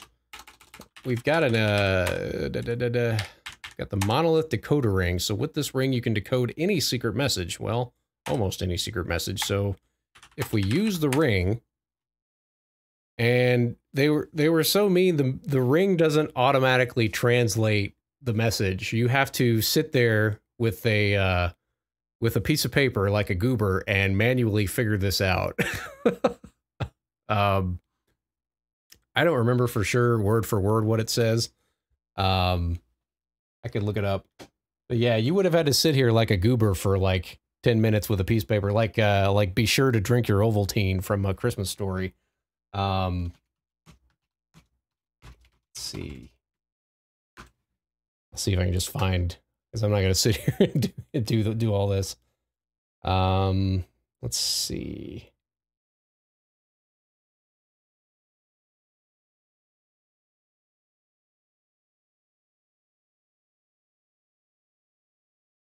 Yeah, my laptop's slow as molasses. Okay, so here it is. The coded message says, "Help us. We are being held captive by Scumsoft on the small moon of Pestilon. An impenetrable force field surrounds the moon. It must be deactivated. Its origin is unknown to us. Scumsoft security is armed with jello pistols. We're counting on you, whoever you are. Signed, 2 guys in trouble." So yeah, it's only taken us an hour and 38 minutes, but now we actually finally know the plot of the game, is that we're supposed to be rescuing these 2 guys.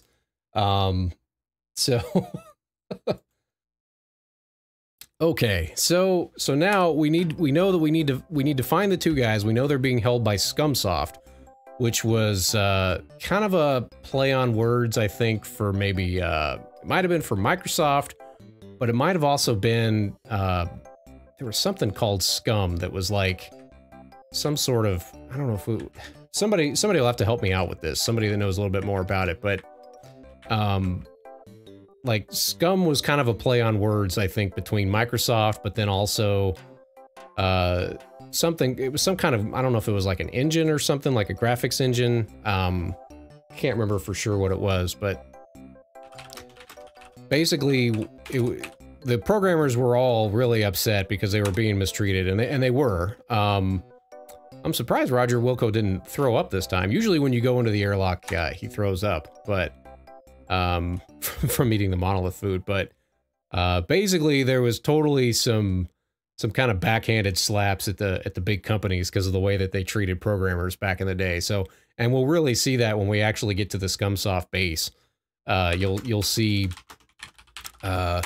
people walking up and down the aisles, like beating their programmers with whips and sticks and stuff. So clearly the programmers had some axes to grind with the way the companies were treating them back in the day. So yeah, let's fire up the navigation system. Now that we have the thermal weave underwear, we can actually go to planet Ortega. So let's set a course. No. I just turned the engines off in the middle of deep space. Surprised that didn't kill me. So okay, so we'll set a course for planet Ortega. Habitants unknown, volcanic crater-strewn surface.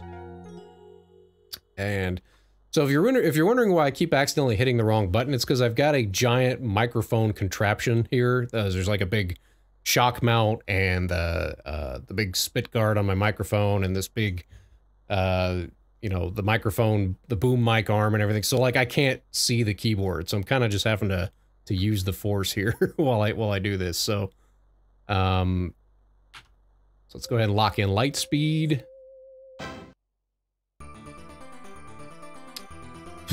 Vucus Arts. You're our only Vope. Script creation unity for Maniac Mansion. That's what it was. Scum. Yeah. Thank you, T-Bone. Yeah, I knew it was something like that.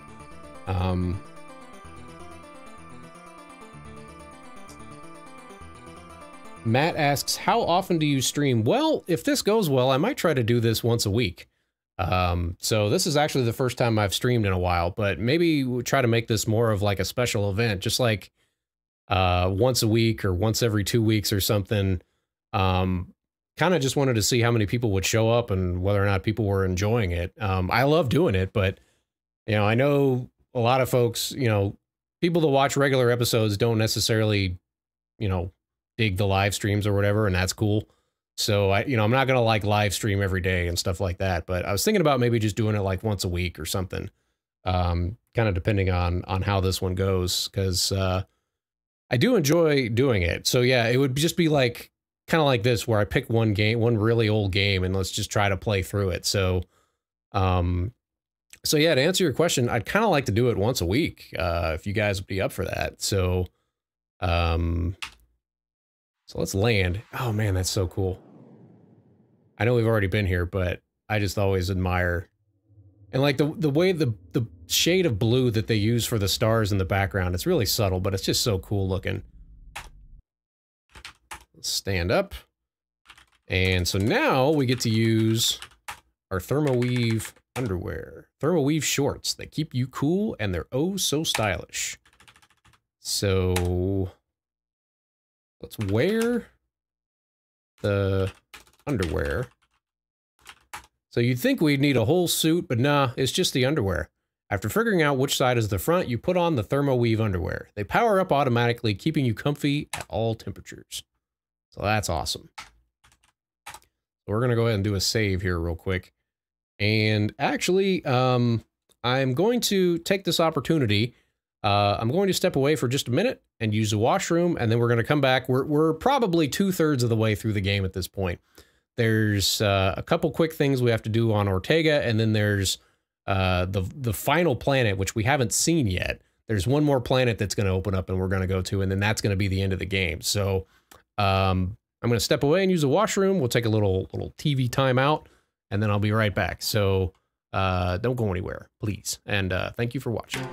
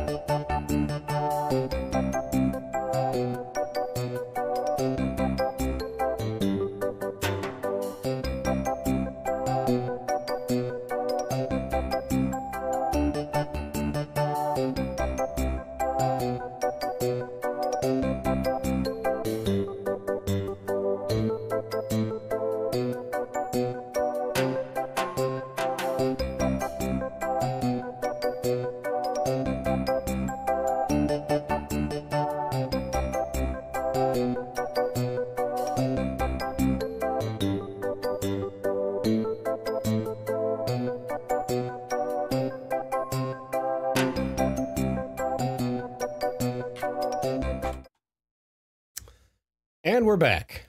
Okay, so we're on Ortega, that really hot planet with all the volcanoes. So, but we've got our thermoweave underwear. My voice is cracking on me. We've got our thermoweave underwear, so we should be okay. But this is actually still kind of a tough place to walk around. There's a lot of like craters and stuff that we can fall into, so we have to kind of be careful. It's like we go this way, and like I love the sound effects. Like this is one of the advantages of using the Scum VM player versus using DOSBox is you get these you get the true like Roland sound.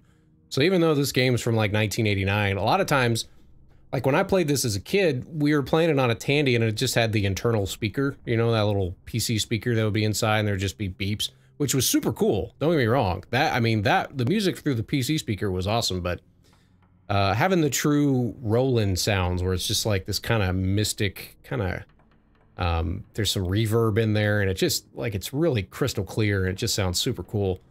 And then, yeah, the color schemes on all this is just really fantastic. And then let's look around and see. The planet Ortega is truly a lava lover's paradise. Volcanic activity constantly reshapes its surface, so if you have any maps older than last week, throw them out. And that's actually a little bit of foreshadowing because of what's going to happen later. I will show you just for poops and giggles. We'll jump down there just so you can see what happens. Oh no! Oh my gosh, that is so graphic. That looks like something out of Mortal Kombat or something. You never did care for fondue. Next time, don't get so close to the edge. New and improved quick tanning method. Look at the detail of that. Again, you know, I played this when I was 10. And like we were seeing this stuff. Nowadays, these kids are too weak. They need stuff like this. Put a little hair on their chest. So this part is actually really tricky. Oh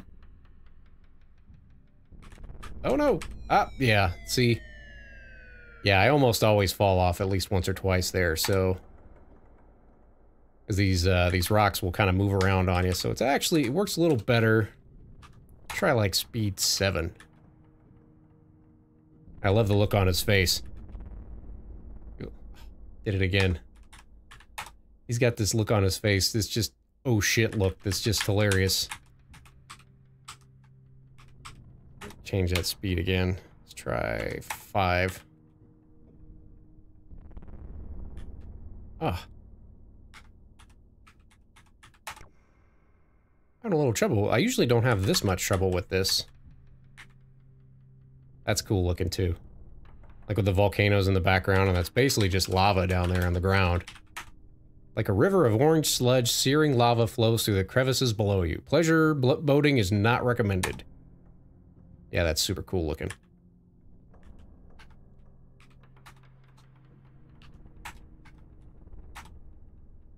So yeah, I'm gonna try this again. Try not to embarrass myself too bad here. Oh. Gonna make it. Gonna make it. It appears that parts of this planet's surface are not entirely stable. Better be careful or you'll end up in that lava fondue below. And so now we've, these are actually, this is actually the first time we've really seen other people other than Fester. So, you know, you're probably thinking, hey, cool, let's go up and talk to these guys. Hey, these guys look friendly. Hey, are you guys just some scientists? And oh, no! Jello pistols. Why did it have to be Jello? Way to go, Ace. You blundered your way to within range of the pirate's Jello gun. You suffocate in an impenetrable block of Jello. Just like Mom used to make. As your life sputters to a close, you decide to cut down on desserts. So, so if we examine Planet Ortega, 2 Scumsoft lackeys are working at a makeshift research station. They appear to be monitoring the seismic activity of this area. See if we type in Scumsoft. No. So I know if we go this way. See, there's Roger over there in the corner. See him in the upper right? He's peeking over the rocks. If we go this way, we'll actually, I think we'll be able to see their ship. So we can't get to it. But we can find yourself at the base of a seemingly extinct volcano. There is a short-range scout ship parked here, but where is the pilot? It's a speedy little short-range skull fighter, fully armed with the latest in offensive weaponry. You probably wouldn't want to tangle with one of these babies. So we can see the ship, but we can't actually get to it. So, like, we can't, like, steal their ship or something cool like that. It would be fun, but we can't do that. So the only thing that we can actually do here is just wait. We kind of just have to wait. And eventually, change the speed back. Eventually, they'll just kind of go away and go take off in their ship. Check out this guy named Thomas Mason. He has funny malt liquor review video. Drinking Natty Daddies tonight. Oh, wow. Natty Ice. It's been a while since I've had some Natty Ice. You hear the roar of the pirate scout ship taking off. The ship streaks across the galaxy to an unknown destination. Gary Simpson says fatality. Yes. Definitely. Matt says the only one I hate is Colt 45. Oof. Yeah, that's I mean, we've all had to do it, you know. You've been in that situation sometimes where that's just what you got. Is Colt 45. I remember when I was in the military, when I moved into my room at the barracks, there was this so the fridge that was in there, we opened the fridge and somebody had left this can. It was a tall can of a beer called Steel Reserve. I don't know if you've ever heard of that. So we just left the can in there. It kind of became like an unofficial mascot for the fridge. Like it's set in there for months. We just left this can in there. And then finally one night we'd been sitting around and we had a few barley pops and we decided we wanted to open it up just to see what would happen. And no sooner than we opened this can of Steel Reserve, it had been in that fridge so long that it just instantly foamed over and shot foam out everywhere. We hadn't shook it up. It just, the pressure had exuded in there so much that it just exploded all over. So we didn't even try to drink it. It smelled awful. So I've had some malts that made gasoline seem appealing. Yeah. Yeah. Suddenly gas doesn't seem too bad. So now we can kind of look around and explore. Get back on task here. We can explore some of this equipment that the Scumsoft employees were using. There's a telescope, an anemometer on a pole, some seismic equipment, and a crate of some sort. So we can go check these out. If we actually go through and look, this telescope, and this is one I didn't know about until more recently, but you can actually look through this telescope. Or whatever it is. Yeah, look. And it's actually going to show us the other planet. So that's Pestilon. That's the planet we're trying to get to. It says, aha, you've discovered the force beam generator, and that moon must be Pestilon. So that's the planet that we are trying to get to save the two Scumsoft employees. But they're using this force field to create, it's like jamming the radar or something, so we can't, that's why we don't see that when we use our navigational computer. So, and if we examine this crate, it's full of thermal detonators, so pick up one of the detonators, be careful, you could blow your fingers off with that thing. Yeah. So, I just realized I've never really tried. I wonder if you can drop the detonator just anywhere. Like, I wonder if you could drop it off the side of, like, I wonder if you could drop it off the side of one of these ledges. I've never done that before. Forget it. Think of something else. No. It has an impact switch. Just drop it and set it off. Just drop it to set it off. Yeah, so it doesn't have a switch. Basically, you just throw it. So I wonder what happens if we just throw it not in the right spot. It says keep it to yourself. The game won't even let you throw the detonator in the wrong spot. I wanted to see if we could cause something funny to happen, but so actually, and this part always kind of creeped me out because it looks like the Technodrome or something, and they never really... I guess this whole thing is just the force field generator, but I always thought this was like a base or something. Like when I was a kid, I always thought, oh, this must be some kind of base, but actually it's just this one room. Like it's just this room and this room. Like there's nothing else here. You'd think this would have been like a whole big area to explore. Like if we look, you are at the base of a massive generator. A ladder leads up to the top. Like I remember being kind of disappointed by this area because I thought like, oh, there must be some big base here or something to explore, and it's just these two rooms, and then you've climbed this ladder. And so basically what we have to do is take the generator out so that we can use the navigational computer to get to Pestilon. So we gotta save the old game here. And I'm gonna change the speed back to like a 6. Let's try that. Oof. That is close. That is really close. Alright. So we're gonna drop the detonator. And... I love that effect where it makes the screen shake. I mean, it's totally simple, but it's a nice little touch. The explosion disables the force field generator. You may now travel safely to Pestilon.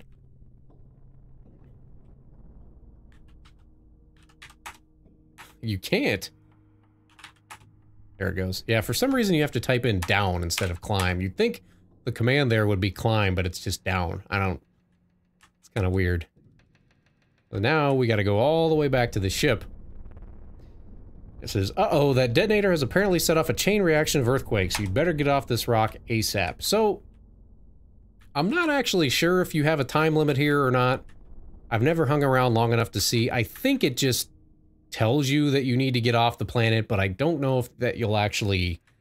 I don't know if you'll actually, like, die if you wait long enough. I think it just keeps shaking and telling you to get off the planet. Like it's the game's way of telling you, hey, you need to leave.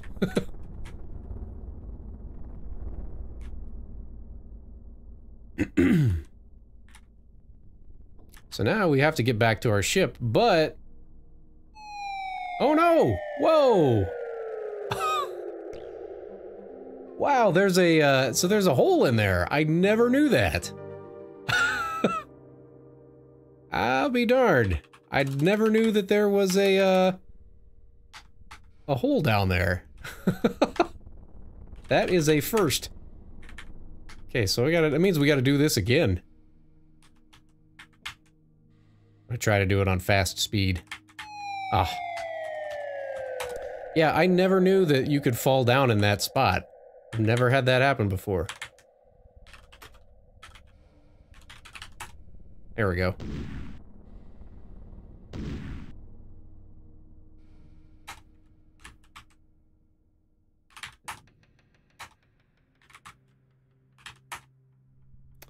So when we go back, those loose rocks that we saw over that go over the lava, those won't be there. They'll have fallen down.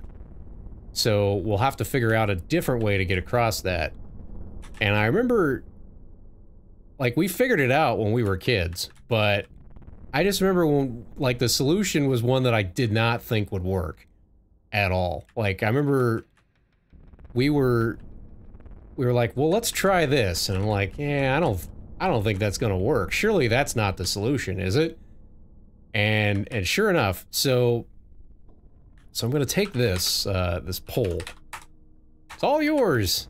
So now we've just randomly got this pole. So we go up here, and my, things have certainly changed since you were here last. That unstable rock has fallen below into the simmering lava. So we've got this pole, this metal pole, a handy metal pole. So, like, I remember thinking as a kid, well, let's try pole vaulting and see what happens. And when we solve this puzzle, I'm like, surely that's not gonna work. Like, it's gotta be, maybe there's a different way or a secret passage. Like, that almost seems too easy. But sure enough, you brow furrows in grim determination as you prepare for a tremendous leap. The Romanian judge gives you a 9.5, a truly outstanding jump by one of the finest young athletes we've seen this season. You'd like to try that again, but your pole seems to have fallen into the tumultuous lava below. So yeah, I remember just being really surprised that that actually worked. So now we're done with that planet, and now we can move on. Excuse me, we can move on to Pestilon.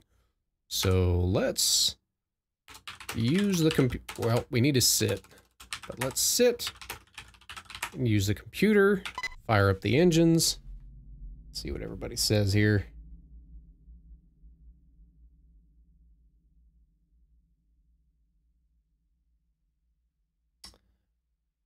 My local six-pack shop, malt liquor is like $4. Beer prices have gone wild lately. Yeah. Yeah, beer, I mean, it's all expensive now. I think that's all the taxes that they put on all that stuff. Take off. Use the navigation computer. And if you remember, when we were in Fester's World of Wonders, there was a postcard about Black Hole Bertha, and if you look, that's actually that black hole right there. So that's a little bit of foreshadowing for later in the game, but we'll get to that. So we're gonna keep scanning and see if that new planet shows up on the navigation computer.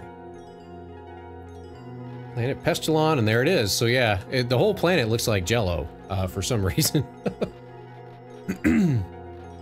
CDI game live stream. I actually don't have a CDI, so maybe someday, or I don't know if there's.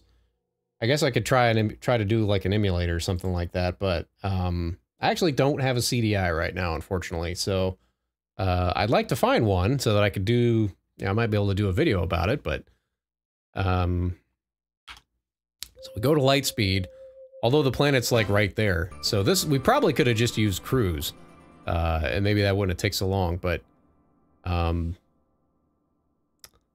so now got this whole new planet off in the background. Let's see what else everyone. The champagne of beers, yeah. CDI. Yeah, I don't have one.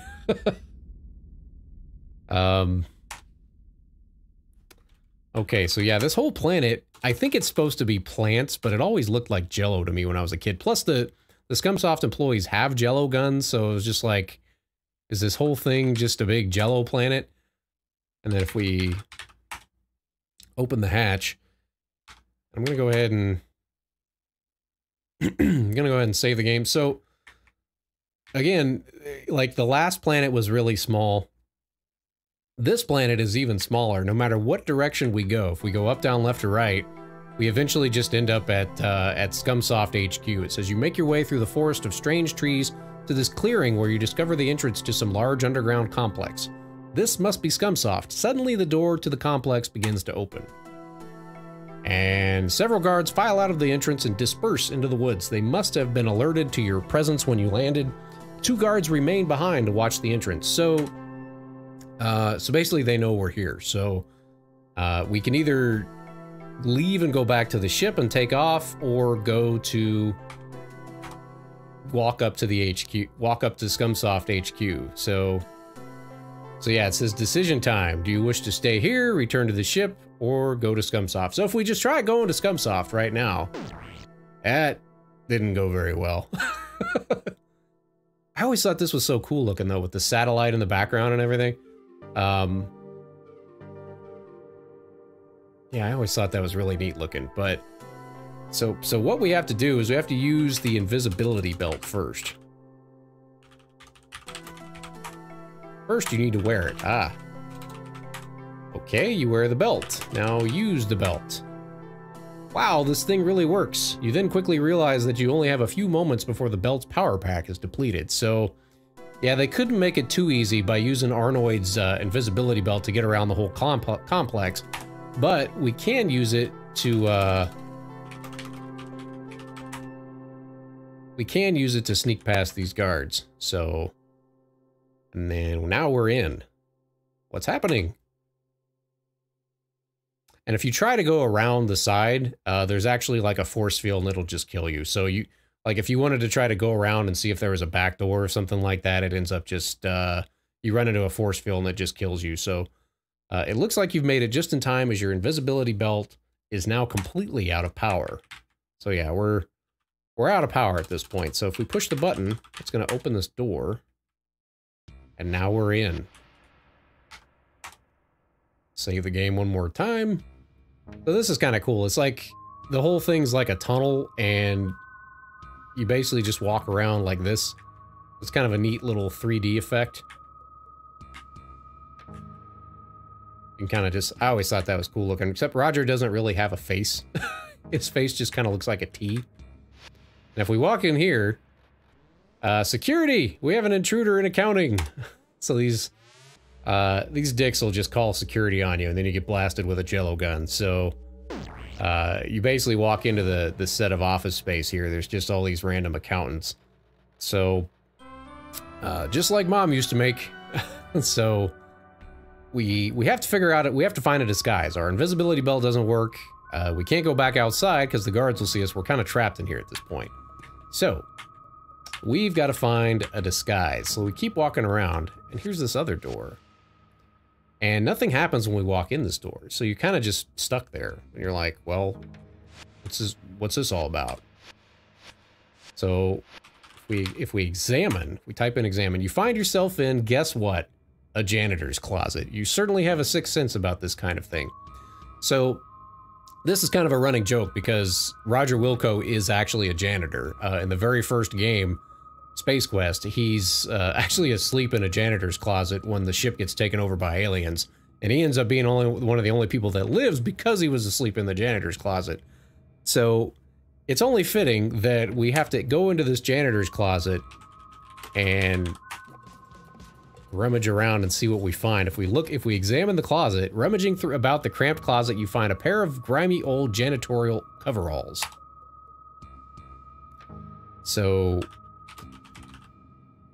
we take the coveralls. What a great idea, Roger. Now, no one would be suspicious of a janitor walking around. You grab the coveralls and pull them on, seizing the opportune moment to dump all of the old items you've been pocketing along the way. What a great disguise. Wait, what's this? You reach down into the pocket of the grimy coveralls and find, well, what do you know? It's Mr. Garbage, a trash vaporizer. You've seen these babies in all the janitorial supply catalogs, but your superiors were always too cheap to outfit you with one. So, basically, we've got a janitor disguise, and then we've also got the trash vaporizer, which kind of looks like a lightsaber or a flashlight, I'm not sure, but it's designed to vaporize all non-organic biodegradable matter, i.e. trash. So, now we can actually, we can walk into that other room where the accounting staff was. We actually can't go in here yet. So if we examine this door, the door has a keycard security system as well as keycard facial scanner. It will be pretty tricky gaining access. So we probably need to get in this door, but we don't have a key card, and we don't have, obviously we're not going to have facial recognition. So maybe we can find a picture that we could use. So let's go into this other room where the accounting officers were. And if we look, you are in a cost-efficient corporate accounting department of Scumsoft Incorporated. Its hard-working accountants are trying to figure out where the company spends its money. So, as we're making our way around and exploring this area, we have to pretend like we're a janitor. If we just walk around and don't do anything, they'll eventually get suspicious and they'll actually call security on you, and then we get the jello guns again. So, you have to vaporize the trash at all these little trash cans as you're walking around, and you can't miss any of them.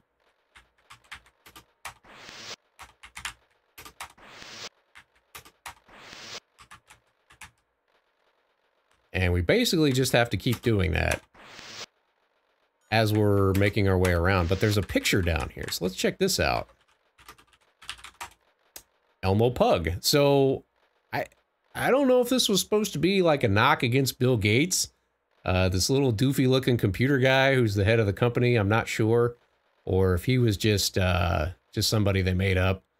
But clearly they don't like the big video game corporations if they think that's what the boss looks like. So So basically, if we take that picture, we're going to need that picture to get through that door. But what we can do, there's a copy machine over here. It's your typical office copier. Untypically, it works. So if we copy the picture, first making sure that no one is watching, you slip Elmo's picture into the copier and press the start button. Out pops a beautifully reproduced copy, which you roll up and stash in your pocket.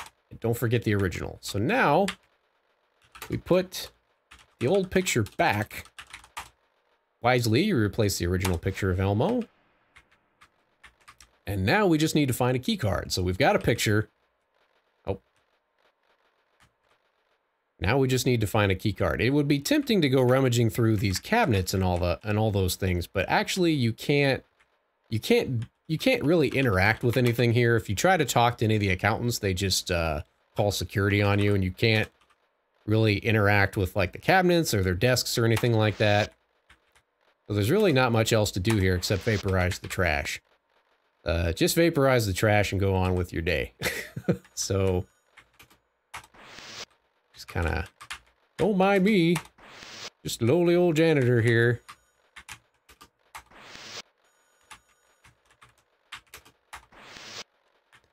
And you got to really watch it here, because there's 3 garbage cans in that little nook there. And then, oh look, it's Elmo Pug himself. It's easy to miss some of those garbage cans if you're not paying attention. And then also, this is clearly what they thought that it was like for the programmers. Is they've got all these cubicles set up. It says you are in the boss's cubicle area, and the boss is in. Be reverent. I think if we leave and come back, there's even more of a description. And then we walk out here, and hey, that's our ship. They've got our ship. You stand on a platform overlooking the Scumsoft vehicle bay. In the center of the hangar sits your ship surrounded by rows of short-range skull fighters. Now, how will you ever get out of here? And there's actually a little bit of this is kind of an Easter egg, but so this whole time we've been wearing the janitor's overalls. But if you look closely, Roger's actually just got like his old flight suit on with the purple sleeves and everything. I don't think you can, like, you can't climb down here, I don't think. But yeah, basically they goofed up when they programmed the screen and programmed Roger with the wrong outfit on. So it's just kind of one of those little programming mistakes, those little goofs. And now Elmo's gone. So if we look again,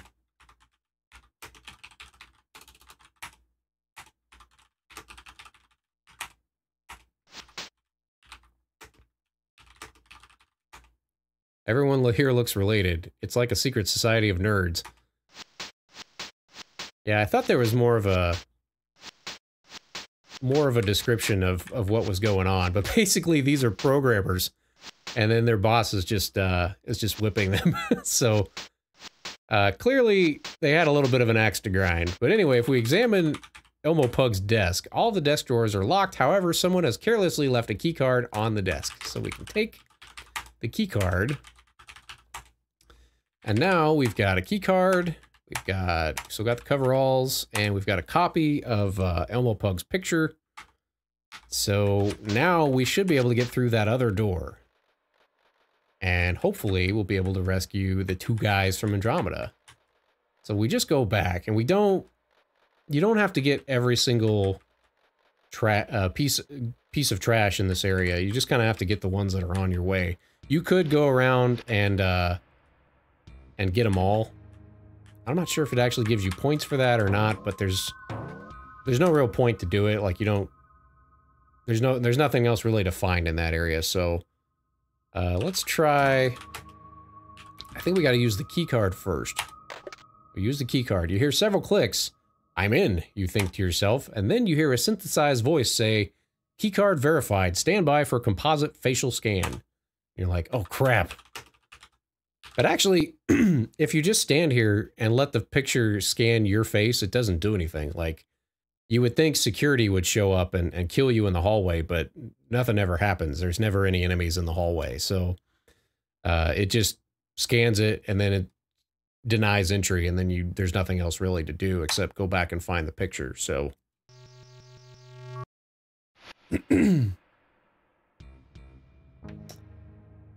Okay, and now... Oh, it's the two guys. It's really them. So yeah, the two guys... There they are. We actually found them. But we're not quite out of the woods yet, so... Let's examine the room. You cautiously enter a darkened chamber. A seemingly bottomless shaft drops off into the black abyss. On a platform in the center of the chamber, the two guys from Andromeda wiggle helplessly in lime jello. The platform only can be reached by the 4 retractable bridges at each entrance. And one thing that I never could understand is, like, when you get shot with the jello guns, it kills you, but apparently they don't die. I guess they don't have to breathe, I don't know. So we push the button, and now we can walk across, and this is totally like a room from out of Star Wars or something like that, but... So if we examine the jello, it says, this is not your ordinary store-bought jello. If we examine two guys, it says, help! They slurp from their jello-encased captivity.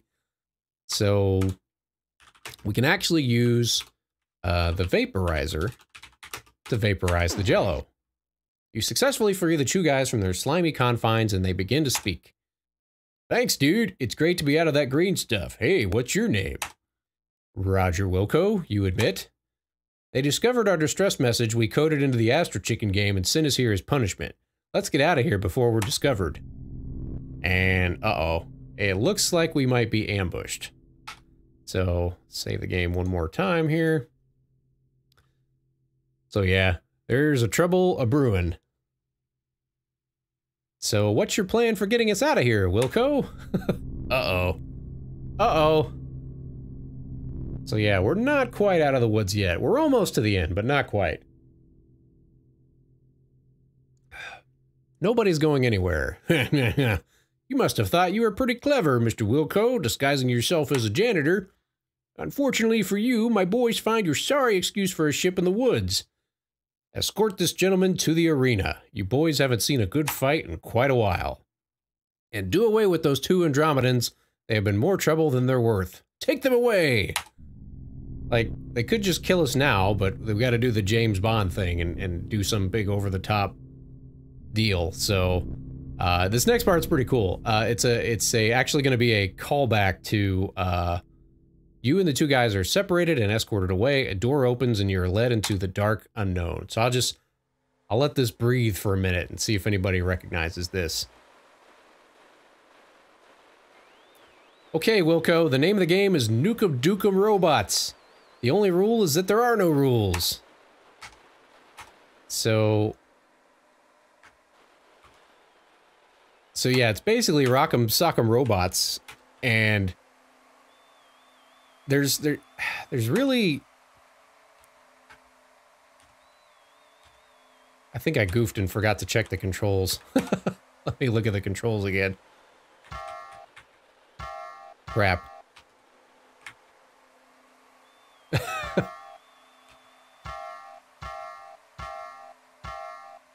I am getting thrashed. Chat, I'm gonna need, what was the controls? Because I just totally forgot.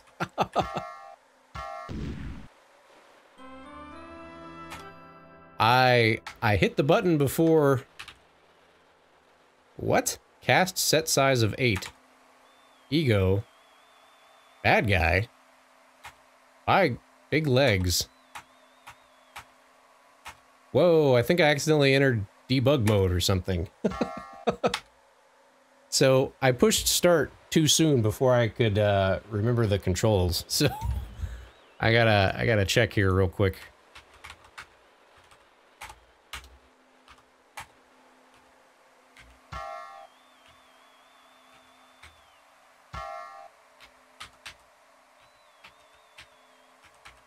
Oh, there we go.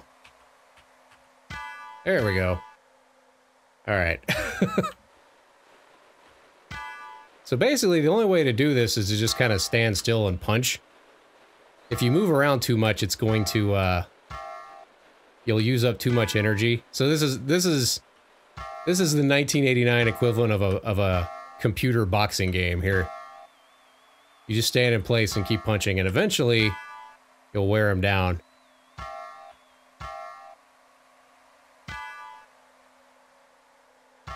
There he goes. Yeah, that was embarrassing. I pushed start before I checked the controls. So, but that's basically all you do. If you try to move around too much, you'll run out of energy. So, and then once again, he's back to his regular uniform and not the overalls. So, get them, you fools!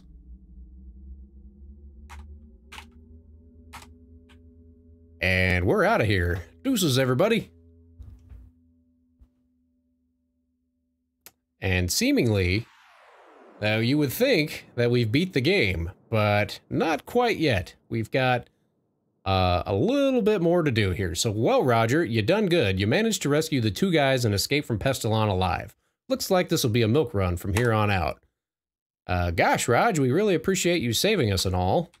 Let me go ahead and just save the game again real quick. And so this part, I don't really have any control over the text. That's just going to kind of run through.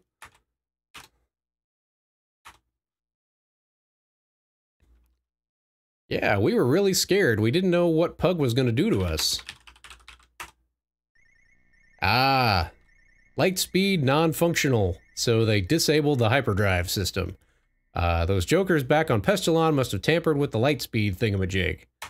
So now the only speed that we've got that works is attack speed. And actually, we have to... So we're actually going to get a space battle. This is going to be the 1989 text adventure version of a space battle. So we've escaped from Pestilon, but they've tampered with the hyperdrive, and now we're going to get chased down, basically straight out of the scene in Star Wars. We're going to get chased down by a bunch of short-range fighters. So now the way this works, we've got front and rear shields, and we can switch back and forth between the two. And then we can fire with the space bar. So as the enemy, they only really attack you one at a time. So if they're in the back, you have to use the rear shields, and then when they go to the front, you switch back to the front with the F button. And basically, you just have to keep doing this until they stop chasing you. So this was cool stuff for 1989. This isn't exactly you know, this isn't exactly Mass Effect or anything like that, but so actually I'm gonna change that speed down to like 7. That's a little better. There we go. And so it's basically just this now. So that's a shot fired. So now that means they're in the back. So usually they always go, they'll start out coming from the front, swing past you, and then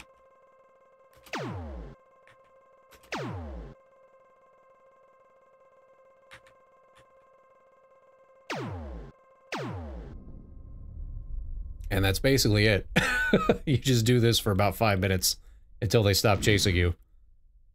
The sound effects are really cool, especially the explosions and stuff. But it seems like they almost always switch back. Like they'll swing by you and then they end up in the back. So you almost always have to change your shields to the rear. Oh no, out of range. That never happens.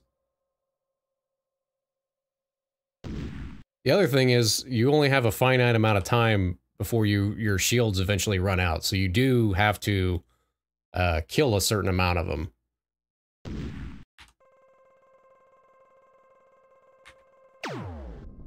Boom. I think there's like 1 or 2 more.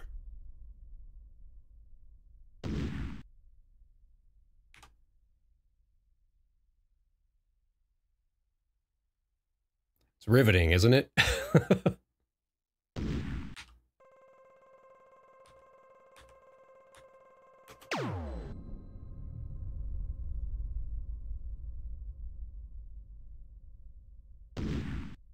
All right, so I think this is going to end up being the last one.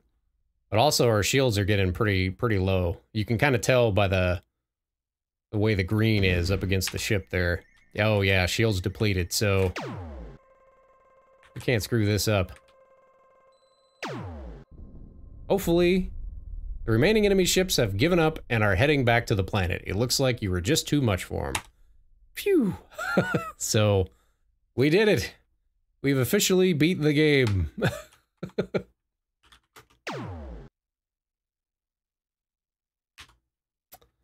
All right, so let's press F6 for the cockpit view. Man, oh man, you really showed those bozos a thing or two. Now we can get something to eat. So we've beat the game. We did it, but we're not quite out of the woods yet. Just press everything. You inform the two guys that Lightspeed is no longer functional. They're not overly pleased by this piece of news. What? Now I'll never get any food. Some rescuer you are. So basically, okay, what's this thing on the wall? So they end up fixing the hyperdrive, but they fixed the hyperdrive, but we haven't actually set in a course yet. It says Lightspeed maintenance access panel. Gee, maybe I can fix this bucket of bolts. This is it. This fan belt thing came off, the round thing, just a second, and okay, she's all fixed. Let's go grab a burger. But too late, you realize that you have no course laid in. The light engines kick in before you can override. You inform the two guys that Lightspeed is now functional, but it's out of control. They're not overly pleased with this bit of news either, so we are now careening helplessly through space in hyperspeed. And if you remember earlier in the game when I showed you that black hole that's on the navigation screen and also the postcard that we found at Fester's World of Wonders, that's going to come into play here. Careening blindly through space, your ship speeds towards a sizable black hole. Once within the gravitation of the black hole, there's no escape. You plunge into destiny. This music's cool here too. Just gonna let this play for a minute.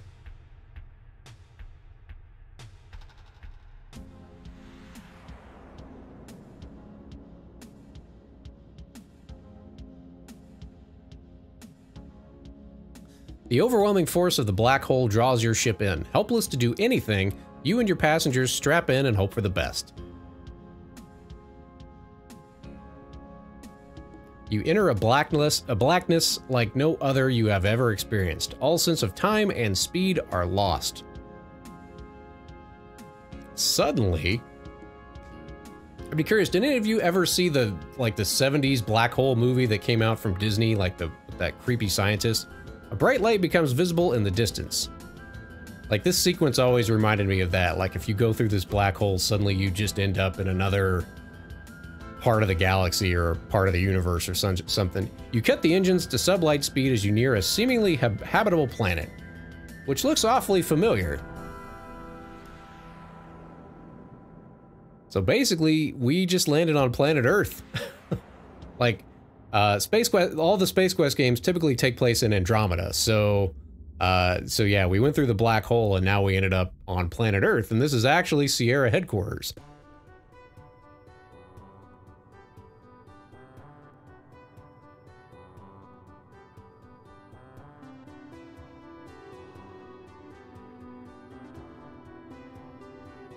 Greetings, Earthling. We are the two guys from Andromeda, universally famous software authors.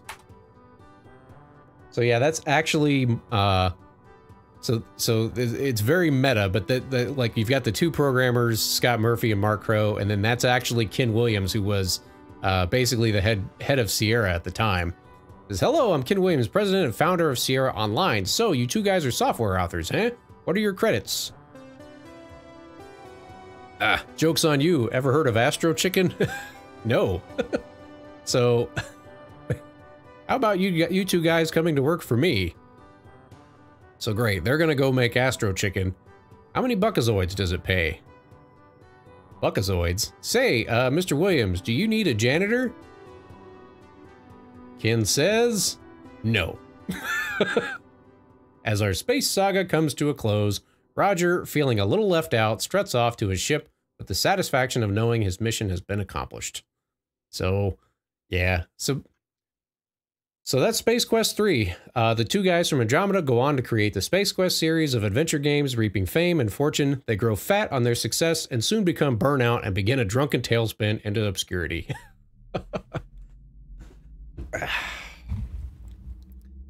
And that's Space Quest 3. So this one, and so we bid our hero a fond farewell as his ship once again bursts into light speed, course unknown. The end. So yeah, that's Space Quest 3.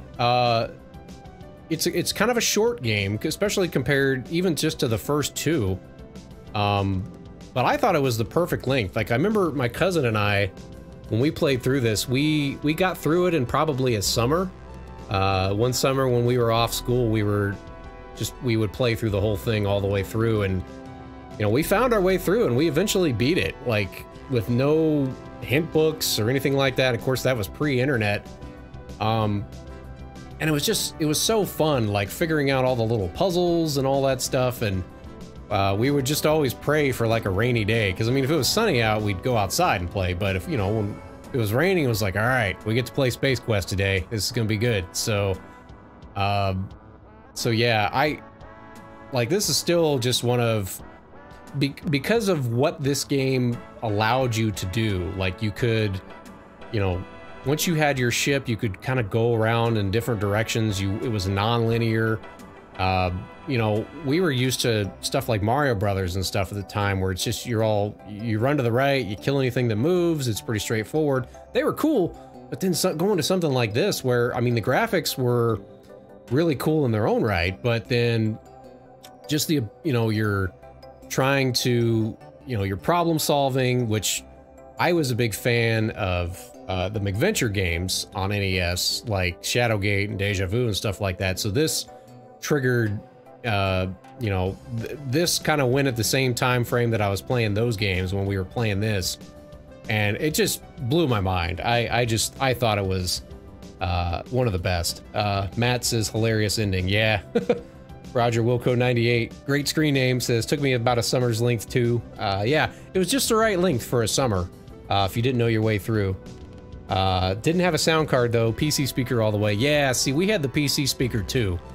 And actually, if you go back and watch my original video that I did on Space Quest 3, I use a lot of the Roland music throughout the video, but in the very end of the video, I did this big montage, and I actually found a cut. It was off of SpaceQuest.net, but somebody had made a cut of what the Space Quest theme song sounded like with just what the PC speaker would have sounded like. So it's that very simplistic, and that's the one that I always remember was having just the PC speaker. So if you go back and watch my original Space Quest 3 video, it's the very first video that's on the channel. At the very end, I have an homage to the PC speaker, if you will. So, Sierra and LucasArts was top of the heap for adventure games. Yeah, I want to get into a lot more Sierra on this channel. I've done most of the Space Quest series except for Space Quest 6, but I want to get into King's Quest and stuff like that, and Monkey's Island and stuff like that as well. What are you drinking? Let's see. The boss puts himself at risk. Yeah. Rock'em Sock'em Robots. Yeah. So, yeah, I guess I also wanted to just kind of take this opportunity today. Like I said, I hadn't really done one of these streams, really since February on the main channel. So, I guess I just wanted to kind of say thank you to everybody that has found the channel in the last several months. It's gotten a lot bigger than I ever thought it would, and you know, I really appreciate all of your support and everybody's kind words and everything, and you know, watching the videos and all that stuff. I really, you know, like I said, I never thought this channel would get this big, so I kind of wanted to do this stream today, just to say thanks to everybody, and kind of a, you know, just kind of a casual laid-back setting rather than doing the, you know, the big official episode or something like that. And then also, you know, I kind of wanted to see what you thought. You know, is this something you'd want to watch every week? You know, in relation to the regular episodes, this wouldn't take away from the regular episodes, but it, you know, is this? I'd like to do this once a week. We'll see what kind of. YouTube is kind of funny sometimes about live streaming, and kind of. There's some goofy, funky things with the algorithm that happen sometimes with live streams, so I won't publish live streams after the fact, but if you go on the front page of the channel, there is a playlist where all the live streams will live after the fact. So if you want to go back and watch something from earlier in the stream or something like that, you can go there, but I won't like, I'm not going to pollute your subscription feed with a bunch of live streams and stuff like that. I'll keep the videos as unlisted, just so it doesn't clog up your inbox, basically. So, but if you enjoyed this, I'd love to do more. So, definitely start a little earlier in the day. Yeah. So, like, do you think, T-Bone, do you think like morning would be better? Because I could go either way. So yeah, I mean, I could do like either 8 to 12, or, you know, like maybe do it over the lunch hour or something like that. Mike, thank you for your support. Day of the Tentacle or SQ4 next time. Yeah, we can definitely do that. Roger Wilco, YouTube has decided it does not like smaller creators. Well, yeah, it's one of the, I don't know if it's necessarily outright that they don't like small creators, but it's just, it's a big get bigger, small stay small system. You know, it kind of, unless you get a, you know, if you get lucky and happen to have a video go viral, or just, you know, enough people through word of mouth, it's tough to break through the barrier if you're not, or if you don't already have a large following. It's tough to get through that barrier sometimes. So the way they've got the math set up is not inducive to having a small channel take off, unfortunately. You know, it is what it is. I don't complain about all that stuff. I just try to make good videos and hope for the best. You know, I don't, you know, some people can get really tied up in the algorithm and stuff like that, but T-Bone says start around noon. Okay, yeah, I might try that next week. That might be a good time. Eastern, so that'd be 11 Central Time. Okay. Matt says Tuesdays are best. I just stumbled across your channel just about a month ago. I'd watch a stream weekly, but I'd prefer a mix of genres. Yeah, I mean, it won't always be text adventures. I kind of picked Space Quest because I know the game so well, so I figured you probably wouldn't want to watch me fumble through something I'd never played, so when I do this, I'll try to pick a game that I've played before, or at least, you know, take a little bit of time so that I'm familiar with it, so I'm not just like fumbling through for 2 hours. Clayton says, I'm in Spain. Wow! Spain. That is so cool. Thanks for checking out the show, Clayton. That's awesome. So, yeah, so, you know, I think we're pretty much done, but I'll probably go ahead and just wrap this up for now. It's getting kind of late, so I think we're coming up on 3 hours here, but yeah, we'll try to do this every week, and see how it goes. So, thanks everybody for watching, and thanks for your support, and we'll see you on Friday. There is going to be a new episode on Friday. We're going to do, I'm working on a new Atari episode, but then I also wanted to get back to just doing some regular full-length episodes. So this Friday is going to be, this will be a sneak preview for you guys. Since you're actually watching, you'll get to know, but we're going to do Castlevania Bloodlines. So, and actually, I think if you're on Patreon, you should already be able to see that video. But yeah, Castlevania Bloodlines in celebration of, just in celebration of the Sega and all that stuff. So, Mike says, thanks for coming to the stream. Yeah, I like to lurk in other people's streams. I don't always say something, but I might be there. So I like to stop by and pop in and see what other people are doing. So, Roger Wilco in Scandinavia. Holy crap. That is so cool. Scandinavia. Hello to Scandinavia, Roger Wilco 98. So yeah, I think that's all we got for today. So, thanks everybody for hanging out, and I'll see you Friday. So have a good week. And please don't text and drive. Seriously, don't text and drive. I mean it. Don't do it.